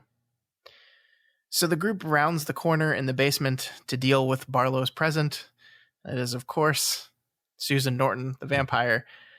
But before we get to the slaying of Susan, King cuts away from this conversation to have another brief moment with Parkins Gillespie and Nolly Gardner. This actually mirrors the scene from the second chapter of the book where both Parkins and Nolly were just kind of hanging out and observing the town. It's almost the same exact kind of scene. They even look up at the Marston house in it. This time, though, the two bumbling law enforcement officers have noticed that there's a second car up at the Marston place. They've also noticed there's way less people on the street and something weird is going on. And they're scared shitless, right? Parkins Gillespie is scared shitless, but he's not doing anything. Yeah. I mean, good for him to finally clue in that something is wrong, but like, I mean, all things considered, they're like 48 hours behind our heroes. And, I don't think they're going to be particularly relevant, except maybe as like coming in at the last second and getting killed, I guess. Yeah, I mean, it's kind of like our characters are about to like are in this battle with this ancient vampire, and then flash cut to the authority figures in town, and they're just like, "Yep, the weather's pretty good today. Pretty quiet on the street, though. Yeah, well, yep. I guess we'll go home early since nothing's going on." Yeah. I do want to talk about this choice for a moment, though, because there is this very intentional interstitial beat. Like, we have this moment almost where it leaves us on a cliffhanger where our characters turn the corner, see Susan, and then we cut away to do this quick Parkins and Nolly, not comedy beat, but like kind of almost comedy beat a little bit. And before we go back to Ben and crew about to do something very dramatic and terrible, like, what do you think about that choice? Because to me, it seems like King wanted to do this to almost allow us a little bit of reprieve before we dive into that moment and kind of build the tension a little bit here and use this Nolly thing as almost like a commercial break of some sort, like an act break before we move on to the deed itself. I like the idea of reprieve. I think where my head goes is something like, we have reached an inflection point where the normies, the people of the town who don't actually have any real insight into what's going on, have started to get freaked out. Like, so like for the, instead of just everyone blissfully going on with their days, for the first time, we have characters who are sort of firmly in the group of like ignorant to the supernatural, of nature of things going on, reacting with genuine fear and discomfort because they're like they know something's wrong. They don't know what, but they know something's really badly wrong. And so it strikes me as a sort of indicator of like, okay, the town has sort of passed a certain point, and it's not going to return from that point. Yeah, no, I think you're right. I like that. I think it's a little of A, a little of B. Mm-hmm. For yeah, sure. Sure. Yeah, I mean, I think it serves multiple purposes, of course. Yeah, definitely. All right, so let's do it. Let's cut back to Susan, and here we go. Here's how King describes vampire Susan. This is the first thing we see is what she looks like. In life, she had been a cheerfully pretty girl who had missed the turn to beauty somewhere, perhaps by inches, not through any lack in her features, but just possibly because her life had been so calm and unremarkable. But now she had achieved beauty, dark beauty. Death had not put its mark on her. Her face was blushed with color, and her lips, innocent of makeup, were a deep and glowing red. Her forehead was pale but flawless, the skin like cream. Her eyes were closed, and the dark lashes lay sootily against her cheeks. One hand was curled at her side, and the other was thrown lightly across her waist. Yet the total impression was not of angelic loveliness, but a cold, disconnected beauty. I love the description. It's so evocative, right? I love it too. I love it so much. Before we get into the actual staking, I guess I will say that I thought there was going to be like a final conversation between Susan and Ben. Mm-hmm. And we didn't really get that at all. So yeah, you kind of think that that's where things are going, right? Yeah. Like there's this moment of where Ben is perhaps, tempted by her, or she like tries to, hypnotize him and draw him to her side, and says something that calls back to some conversation they had. Now I'm forgetting. I had this thing in my mind where I was like, oh, I bet she's gonna throw that in his face when they meet again, when she's a vampire. And it's like, no, they didn't say anything to each other. So yeah, I agree, and I maybe that's just too perfect. Yeah, that's too like expected. Yeah.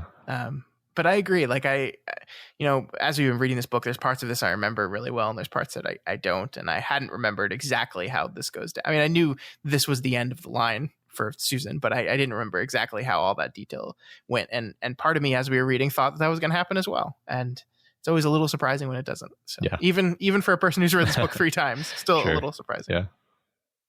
I did like the little beat here that as Ben mentally prepares for what he's about to have to do, he thinks of Van Helsing's speech in Bram Stoker's Dracula. We must go through bitter waters before we reach the sweet, which I think is just King having a little fun because the scene is like lifted almost directly from that novel. Mm-hmm. Awesome. Yeah, I mean, I think there were some beats that some Bram Stoker beats that King just knew that he had to hit in order to make this work as a modern day Dracula story. And I think Staking the Bride is one of them. Mm-hmm, definitely. So remember last week how we talked about how like in Buffy and some other vampire stories that like when you stake them, they just turn to dust. Not in this universe. There's blood. Uh-huh. There's lots of blood. Mm-hmm.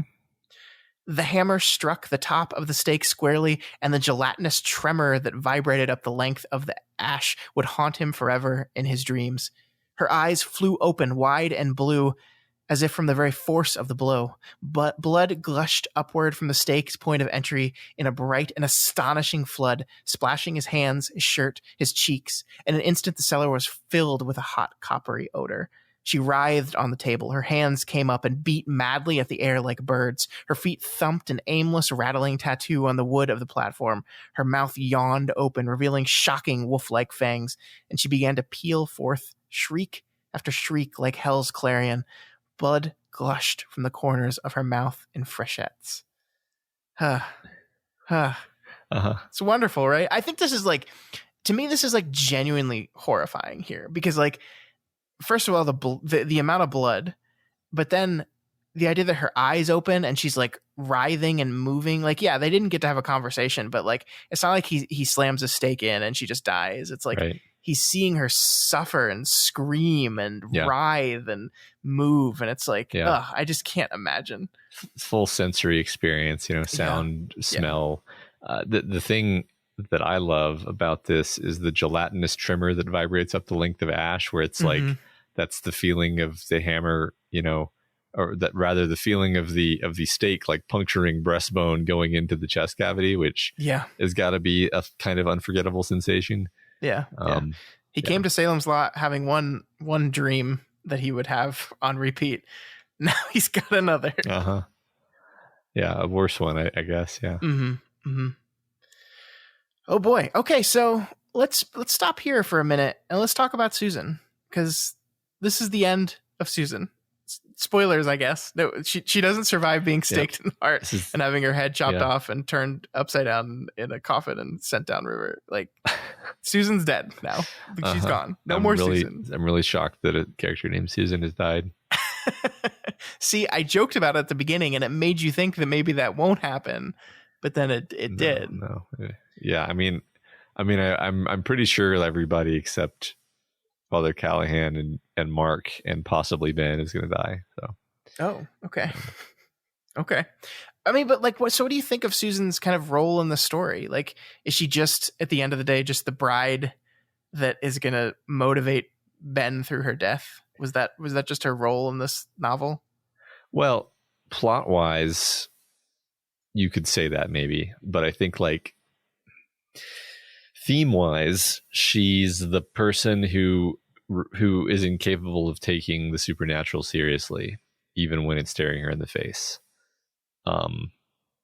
Which is, I think, an important sort of type of person to have in the story. Sure. Like, I mean, because we spent so much time, like over the course of this book, we spent so much time talking about, and the book has spent so much time on the idea of like, vampires, really? Come on. Sure. And she is, the avatar of that, because she's the one of our quartet who gets nabbed because she just can't get her head around it. But I mean, like in terms of the plot, I don't know. Do you have a counter? What would you say? No, you're wrong, Matt. She's more significant to the plot than just being, the motivation. Well, I mean, Susan to me always represented the desire to escape the small town, right? Like that is kind of what her avatar is for the story. And so her end here to me always spoke of the inability to do that, the inability to escape. And like, I guess if you want to squint at it, you can look at Susan kind of rushed into this relationship with this guy because on some level, I think she saw him as her ticket out of town, right? Maybe not specifically like, oh, this is a rich guy that I'm going to ride out of Salem's Lot. But just like, here's an outsider that's come into the town. He can get me out of here. Like either literally or just through my experience with him, I can finally find a way to escape and get free of my parents, get free of this town, get free of and start new. And I think her end here speaks of the way in which these small towns are traps and the way in which there's nothing you can do that you just get stuck in them. Like the woman in the Bob Dylan song that like the town is there's no one left in the town anymore, but she's still stuck there because where's she going to go? She's got 3 kids to take care of. Here's a house. Where's she going to go? What's she going to do? These places are like black holes and you cannot escape it. Yeah. I think that is exactly right. I don't even have anything to add. Okay. Susan is exactly the poor small town young woman who wants to get out, but she's not going to. And in real life, it would be because, I don't know, she gets pregnant or she can't get a job in the city and has to come back home to live with her mom for first it's a month and then turns into a year. And then she just ends up living in the town forever. Of course it's fiction. And so we dramatize it and sure paint it in genre tropes. And instead she becomes the bride of the vampire, which works perfectly. I understand the need to kill Susan here, but I wonder if that metaphor works better if she stays alive, like not alive, stays undead, but is like just becomes an undead denizen of the town, like she's literally stuck there for eternity. Yeah, right. I honestly thought she was going to be like in the story longer, but as an undead, dark mirror of herself. Like that's, sure. I totally thought that was going to happen. Super, super wrong, obviously. So I would I have preferred that? Maybe, I don't know. I feel like we're so close to the end, we can't really afford that much like more spandrels of story spreading out. Sure. But I would have liked that. I would have liked to see that at least. I'll put it that way. Yeah. All right. So the deed itself done, Ben runs away. He rushes out of the house, mirroring the last time he sprinted out of this house in terror. He stumbles going up the stairs, fell, and crawled toward the light at the top. Childhood horror and adult horror had merged. If he looked over his shoulder, he would see Hubie Marston, or perhaps Straker, only a hand's breadth behind, grinning out of his puffed and greenish face, the rope embedded deep into his neck, the grin revealing fangs instead of teeth. He screamed once, miserably. So this is a big deal, Matt. Like the childhood horror and the adult horror merge. These are kind of the two things that have ruled over our characters throughout, like this comparison between childhood horror and adult horror. And now we're seeing them come together. And it's this really interesting beat of, like we talked about earlier, like the horror of losing his wife and the horror that he experienced as a child have now kind of combined into having to kill his love, not in the room, but basically in the same room that caused this moment of childhood horror. Yeah. I mean, you have to ask, is Ben just broken now? Like, does he get back from this? Like, I may be overlooking some details here, but I could easily imagine that like the next thing that happens in the story is Ben, somehow grabs Mark and then they just get the fuck out. and the prologue is actually them having abandoned the town, like now basically. And then, reading the newspaper and seeing that like everybody's dead now. And then we're being like, shit, we have to, I'm not saying that's my prediction necessarily, but like Ben seems to be, very I think Barlow calculated exactly the thing that he needed to do to break this man's mind. So yeah. I don't think he's got a lot of toughness left in him. Yeah. I mean, and we got to kind of go back to why did Ben come to this town in the first place, right? Like we talked about nostalgia a lot in the openings of this book. We talked about his trying to find the one place that he was happy, but also face the fear that ruled his childhood. And what he found here, like he loved this town because it never changed. And that is certainly true. His childhood horror is still here. It's right here. It's right there. You just re-experienced it. And here you go. Right. This is what nostalgia does to you. It almost as if to say. Yeah, I like that. Yeah. All right, so we kind of leave these characters behind for a bit and go to the forest level again and see the town as it prepares for nightfall. We see everyone sitting down for dinner, and then the sun sets. And I love the writing here. I have nothing to say except for I love the writing. As the sun nears the horizon, its benevolent yellow begins to deepen, to become infected, until it glares an angry, inflamed orange. It throws a variegated glow over the horizon, a cloud-congested call that is alternately red, orange, vermilion, purple. Sometimes the clouds break apart in great, slow rafts, letting through beams of innocent yellow sunlight that are bitterly nostalgic for the summer that has gone by. That's perfect. Uh-huh. Like the word choices there, like it loops in the idea of nostalgia that we were just talking about. It loops in like the sun is a representative of day and good and hope, and its benevolent yellow deepens and becomes infected. Cloud congested call. Yeah, it's so good. I think this is the second time the sun has been referred to as like looking red, and it was inflamed, right? Mm-hmm, yeah. Mm-hmm. Yeah, which this is sort of like an extension of that. Yeah, that's great. Its twilight is representative by the darkness that is always at the door of the white, like getting hold and seizing hold and infecting the light.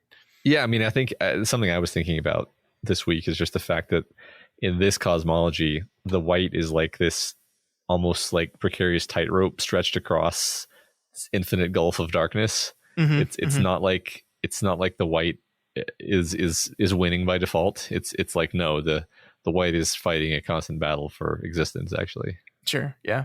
It's almost as if the natural state is Discordia. Yeah. And yeah, I mean, it's not almost as if, I think textually the natural state is Discordia. Right. Yeah. Exactly.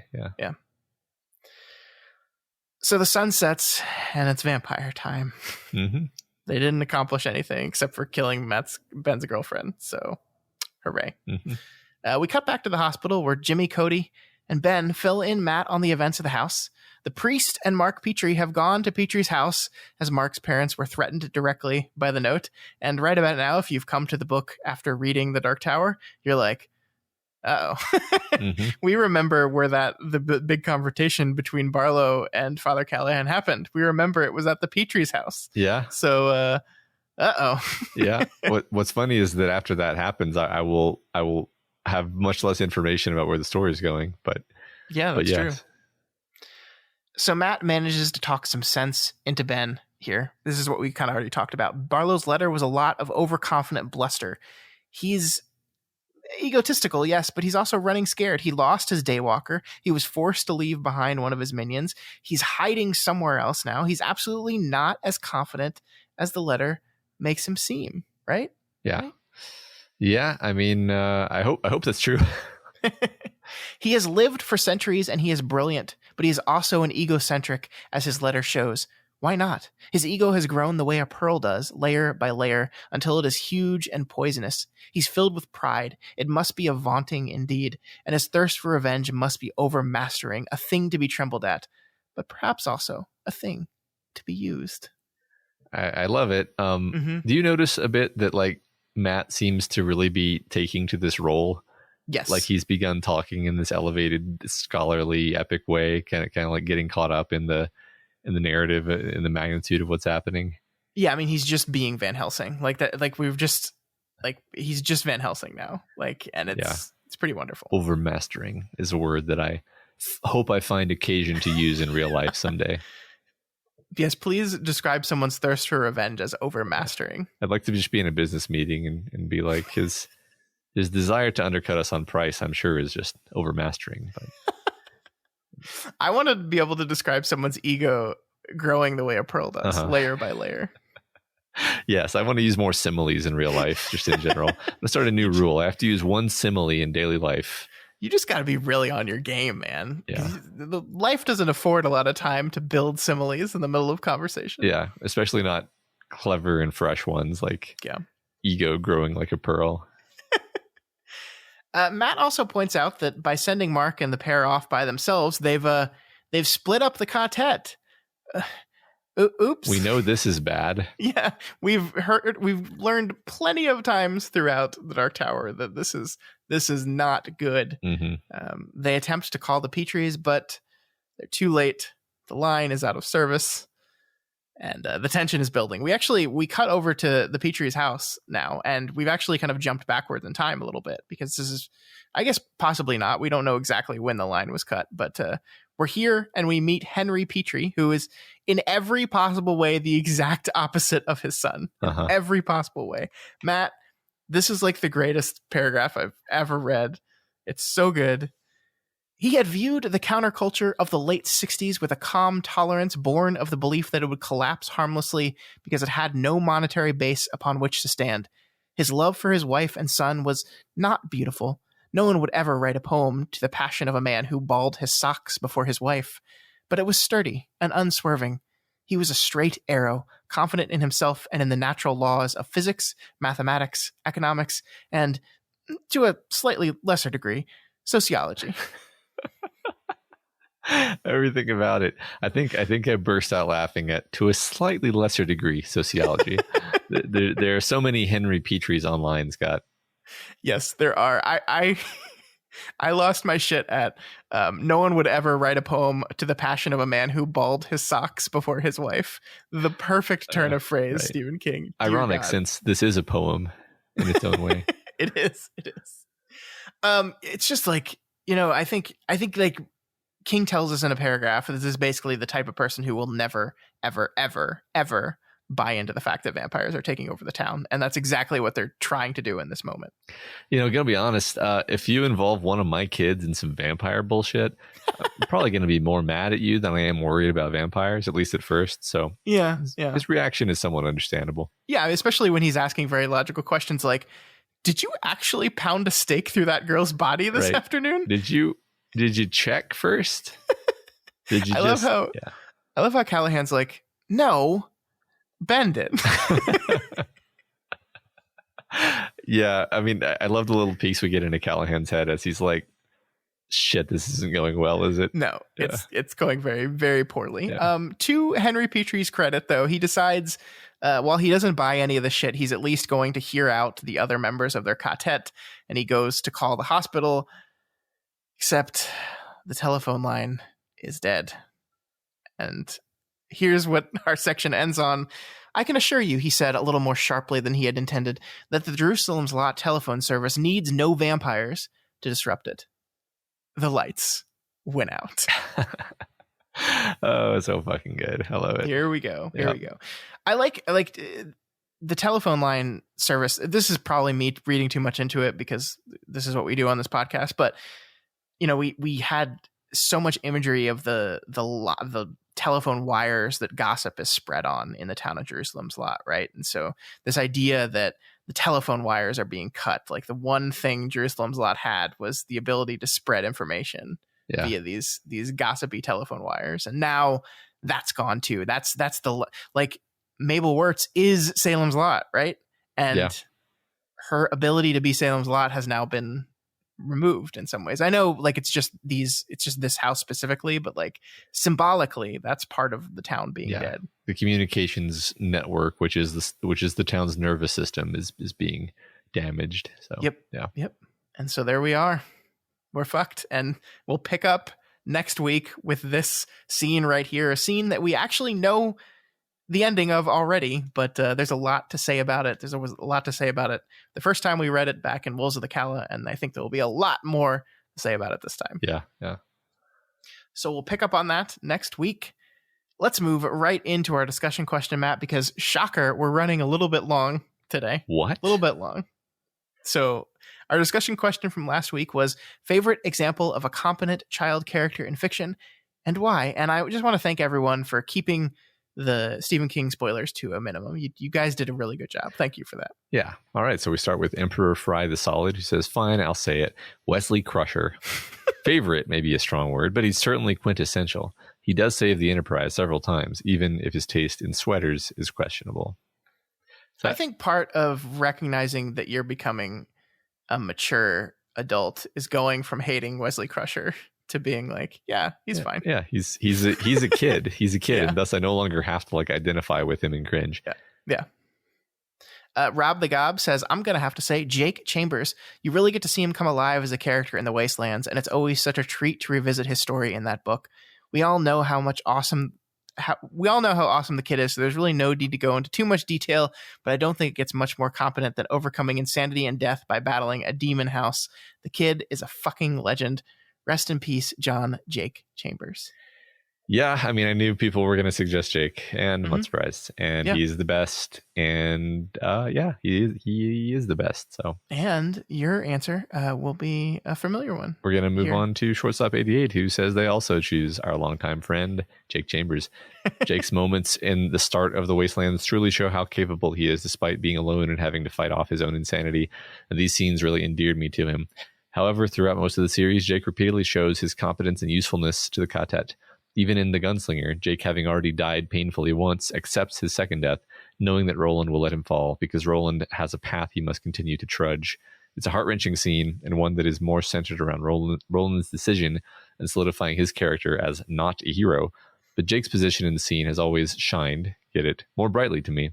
I only wish I was as wise at 11 years old to be able to say something on the level of, go then, there are other worlds than these. Great. Yep. Some of my favorite moments of that story are Jake.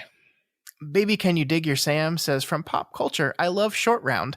That is the plucky pickpocket with mad driving skills who serves as Indiana Jones' bodyguard in Temple of Doom. Why haven't we gotten the definitive Short Round movie yet? Good question. I call my little sister Short Round, and she does not like it.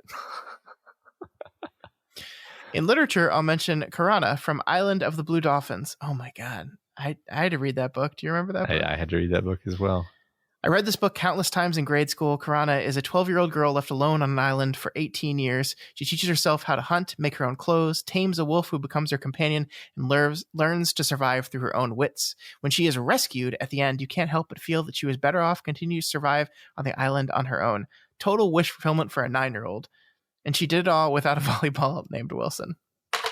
Lastly, gotta mention Arya Stark. That girl is badass and the most interesting character in Game of Thrones. Fiercely independent, incredibly loyal, curious about the world, and she doesn't give a shit about what anyone thinks about her. She never compromises who she is for anyone, learns from her mistakes, and never accepts being a victim. Badass. Yeah. I agree. I mean, Arya Stark is also like horribly traumatized, but that is still a very cool character. I mean, she is I think the most interesting character. Yes. Yeah, I mean, are we talking book? We're talking book or show. Yeah, I was going to say. The show definitely played light with the trauma part of that whole thing.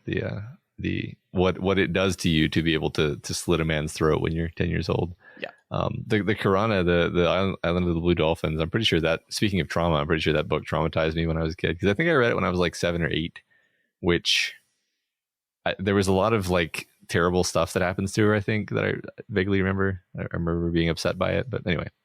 I just don't remember the book. I remember reading the book. I just don't remember it at all. Yeah, I remember a couple of specific things. All right. Pear Jane says, I'm going with Tiffany Aching of Terry Pratchett's We Free Men and others. She's 9, brilliant, funny, and becomes the queen of we Scottish gnome-like creatures. It's all the clever wit of any other Discworld books, but with a child heroine who is more mature than most adults in the series, or anywhere. Also, big ups to Silver Bullet's Marty, played by my dear Corey Haim. No Stephen King spoilers, just Gary Busey, playing the werewolf-fighting drunk uncle we all knew him to be. I'm guessing you've never seen Silver Bullet. I didn't understand a single word in that sentence. Silver Bullet is a movie based off of Stephen King's Cycle of the Werewolf, which I think was originally a calendar. It's like a monthly little short story about werewolves, a werewolf in particular. I feel no more clarity, but thank you. The funny thing about the Terry Pratchett answer is, like, obviously I've not read much Pratchett. I think we've only read one Discworld book.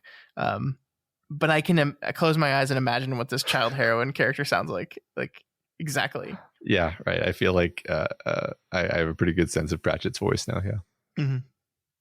Mm-hmm. We have Donahoe 89 who says, as far as competent children in books or movies, I can think of no better character than Maddie Ross from True Grit.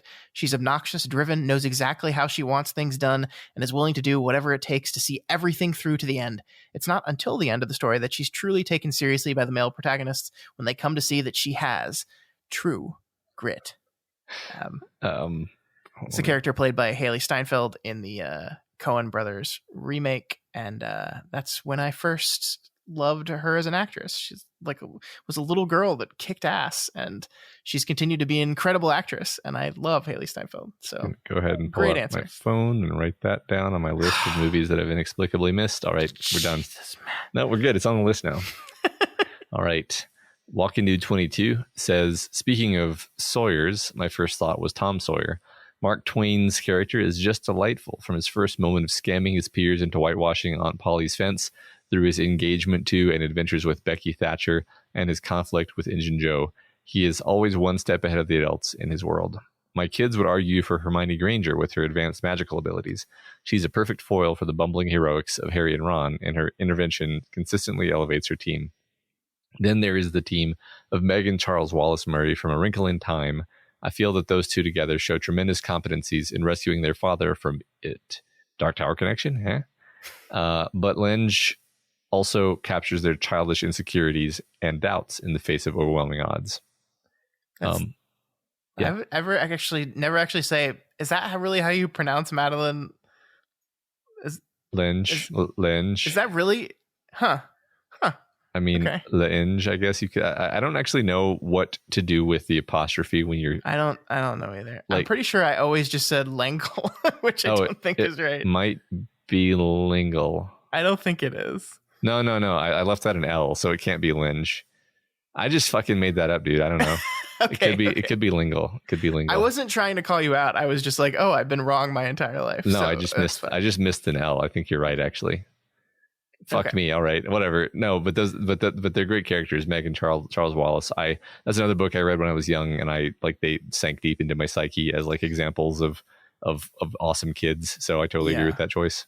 I think it was third grade, maybe it was second. One of the grades, we had story time each day, and our teacher read A Wrinkle in Time to us. Like it took multiple days, and I was enraptured by the book. I just remember specifically like all the other kids around me being bored and not wanting to listen, and me being just like, shut the fuck up, because I need to listen to this book because this is amazing. And I've actually never read it, like actually read it myself. Like I just had it read to me that one time. Man, that was a powerful book where I was like, holy shit, this is amazing. This is why we're friends, Scott. Because I was also always the only kid who was paying attention when people read good stories in class. But I think my mom read us The Wrinkle in Time, and I don't think I've actually read it myself either. So we'll have to read A Wrinkle in Time. Yeah.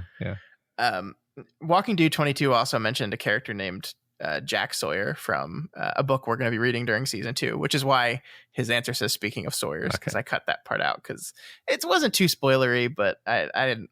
Well, we'll deal with Jack Sawyer in the future. Okay. All right. Next, we have Pedro Achilles, who says, definitely one of my all-time favorite competent kids characters would have to be from the Shane Black film, The Nice Guys, specifically the character of Holly March, daughter of Ryan Gosling's alcoholic PI. Holly is smart and courageous, quick-thinking and resourceful, but also young and somewhat naive. This tends to help her get into bad situations as often as it gets her out of them. She's also the moral center of the film and provides a nice contrast to the bumbling Gosling character and Russell Crowe's violent, tough guy. She's a kind-hearted person, but also not afraid to call her dad out on his shit. At one point, he asks her if he's a bad father, and she doesn't hesitate a second before saying yes. Plus, it's a Shane Black movie, so she's also a foul-mouthed little smartass, which gives her extra points in my book. That's a great movie. I'm so glad that you don't have to say, I'm going to write this one down because Nice Guys, wonderful movie. Thanks for that, Scott. No, You're welcome. It's got Russell Crowe and Ryan Gosling. So if I hadn't seen that, then you would have to begin questioning everything about me and what you know of me. Man, it's a fucking Shane Black movie, man. Yeah, I need to watch it again though. I've only seen it once, so I need to watch it 100 more times because it's amazing. It is great. Everybody, I think that's kind of an underappreciated, not known as well as it should be, little gem of a movie. So it is. I was thinking about like which directors I will always go see their new movies like day of, and Shane Black is definitely one of those directors. But I think, I don't know if I had like a top 5 of those, I think his Predators movie hurt his case with that. Knocks him out. That's one I haven't seen, but yeah, don't bother. Maybe we just don't understand it, Scott. Anyway, that could be. Could be. Well, yeah. Okay. Whatever. Set that aside. Complicated 9519 says, I'd have to say the 6 children in the new Jurassic World TV show Camp Cretaceous. Oh my God, me and my kids are watching this right now. I heard it's really good. It's really good, actually. My littlest daughter started crying at the end of an episode, which she never does for any media that we watch, which means she like actually cares about what's happening. Wow. She was crying because it seemed like a character was going to die, but they weren't actually. But she's not trope savvy enough to know that. Anyway, the answer goes on. Each having their own skills. Darius, avid knowledge about dinosaurs. Sammy, a spy for a rival corporation and great with large herbivores. Yaz, fast as fuck boy. There's space between those words. Kenji, a rich kid whose father is an investor of Jurassic World and has knowledge of the hidden part of Jurassic World. Brooklyn, online streamer who has learned tons of skills from her adventures around the world to please her followers. Ben, the nerd turned jungle boy. It does amuse me, the Brooklyn character who's a streamer. So basically this is like a character invented in a lab to appeal to modern children. Oh, brilliant. Yeah. Anyway, the answer goes on just kind of describing how it's a good show, actually. I mean, I'm enjoying it. And normally I kind of have to just kind of tolerate a lot of the things my kids watch. Sure. Although I will say that Phineas and Ferb is also a good show. They go on, they say, also, I'd like to bring a very unknown piece of vampire media to your attention, a video game called Night Trap, which was created around the time of the original Mortal Kombat and was never released until recently. Well, that's interesting. It's one of the key video games that was affected and for a reason, and a reason for the whole rating system for video games. What? That's really interesting. So it's like a super, super violent vampire video game from the 90s, I guess. Interesting. Never heard of it. Yeah. Never heard of it. ALH84001 says Data from Goonies. He seemed like he knew what was going down. Slick shoes, booty traps, pincher's apparel. He even had a wholesome reply locked and loaded when his father's camera failed during the final reunion. That's okay, Daddy. You can't hug a photograph. Oh, Data, you problematic 80s Asian stereotype. How dare you hit us in the feels? Yeah. Also plays Short Round in Temple of Doom. Another problematic 80s Asian stereotype. I forgot about all of his cool, like, little automated gizmos and such. That was great. Yeah. Yeah, what was that? Let me look up that actor. I actually don't know his name. Yeah, I don't either. Ki Hui Kwan. Okay. Yeah. Big in the 80s. Did he go on to have an adult career, or did he get out when he still could? No. Good for him. I think he was in a movie in 2021. Oh. Huh. He was in Encino Man? What? We're learning so much today. Apparently he was additional crew on X-Men. Wow. Assistant fight choreographer. Wow. What? What an interesting person. Okay, we got to find out about this guy. We're going to do we'll get back to you, folks. All right. Steve L says, I love great child characters. King does a great job with this. From Mark Petrie, the young Scott Landon from Lacey's story, to the whole It gang, and of course Jake. He does a great job getting into the minds and making us feel so genuine, making them feel so genuine. Outside of King is Ania in the Hyperion series. She's amazing, beautiful, smart, caring, bold, courageous, and human. Just an incredible character. The others would have to be Amy from the Passage series. Incredibly deep character. One day we'll read more than the first Hyperion book, Matt. One day. I don't remember a character called Ania, so neither do I. But maybe she comes later. Probably, yeah. I'm impressed that you said Lacey's story, which is correct, but most people say Lacey's story. I think that's just because you did it right. I think I've heard you say it. Oh, my parents told me they were watching Lacey's story on the TV. Fucking great. Okay. Well, Pablo Larraín, man, it's the most beautiful looking show ever. So I had to tell them not to talk to me about it. So okay. Last but not least, we have Sigma, who says, I guess Lane Iwakura. She goes through a lot at age 14 in the events of Serial Experiments Lane, and holy shit, that ending is very bitter on the bittersweet. And then there's the interpretation of the anime as schizophrenia. How the fuck did I know it was anime halfway through reading it? Well, there's a few clues, Scott. By the way, just dive into the anime. Don't look up Lane herself. So that message is for everyone else out there, not me. Yeah, because I know, Scott, you were planning on diving right into the anime as soon as we get off the dive right into the anime. Right. Yeah. All right. I'm just giving you a hard time, Sigma. Thank you. Yeah. Thank you. I'm sure there's some people listening that know who you're talking about and are like, yeah, excellent. Yeah. I mean, Serial Experiments Lane is a very evocative title. It is. Anime is sometimes really good at coming up with good titles for things. And then sometimes really, really bad at coming up with good titles of things. Yep. That's why I put that sometimes there, so that it would be clear that I didn't think that they were all good, but yes. All right, next week's question, a little bit of a different one. We kind of struggled to come up with a question this week, but I kind of just want to hear everyone's thoughts on Susan Norton. She's dead now. She's gone, and I want to know what you think of her. Do you like her as a character? We talked about what we thought her role in the book was. What about you guys? What do you think of Susan? Let us know. Yeah. That's the question. That's it. Discuss it on the discussion question. Pour one out for Susan. All right, that is going to do it this week for us here on Kingslingers. Next week, part 3 and chapter 14 continues. We're going to be reading sections 19 through 38. I do not have the book in front of me right this minute, at least not turned to the right page, so I cannot read to you the last words of section 38. But like I said, I will put that in the show notes if you need it. Sorry about the audiobook stuff. I hate having to divide up chapters like this. Sometimes it happens. Yeah, not that often though. Yeah. Anyway, remember you can reach us via email at kingslingerspod@gmail.com, on Twitter at kingslingerspod, and on the subreddit r/doofmedia. If you're not already subscribed to Kingslingers, we strongly recommend you do so and never miss an episode. You can find us on Apple Podcasts, Stitcher, Spotify, YouTube, Google Play, and pretty much anywhere else in the world that there are podcasts. That's right. And if you like any of our shows and you want to support us, then please consider donating to our Patreon at patreon.com/doofmedia. This week, we want to give some special thanks to new patrons, new Doof dancers David M. and Lauren S., and new Doof trooper Snickersnee. Welcome to the Patreon. Thank you so much, and we hope you enjoy the cool stuff we have at those tiers. Yeah, I think this week there is a new episode of Freeman Bros, right? Which is our bonus podcast that you do with your brother once a week. And we have special guest, Scott Daly. So, oh, wow. It's going to be We're talking great. about video games. Talking about video games, yep. I just used it as an excuse to rant to you two about the problems I have with a lot of modern video games. So that's exactly what we wanted to happen. Great. Of course, if you cannot afford to donate to us, that is absolutely okay. You can help us out always by sharing the podcast. You guys are doing great. We keep hearing from people who have found us through other people sharing, so we really do appreciate that. And of course, you can always leave us a rating and a review on Apple Podcasts.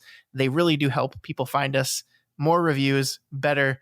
Algorithms love them, so please keep up those ratings and reviews. This week's Spotlight review is a short and sweet one from Champ JG, who gives us 5 stars and says, "Excellent, 5 stars, excellent podcast." What more is there to say?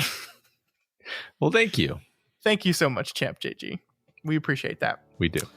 All right, folks, that is it. We will see you back here next week as we continue Chapter 14 of Salem's Lot. Long days and pleasant nights. And may you have twice the number.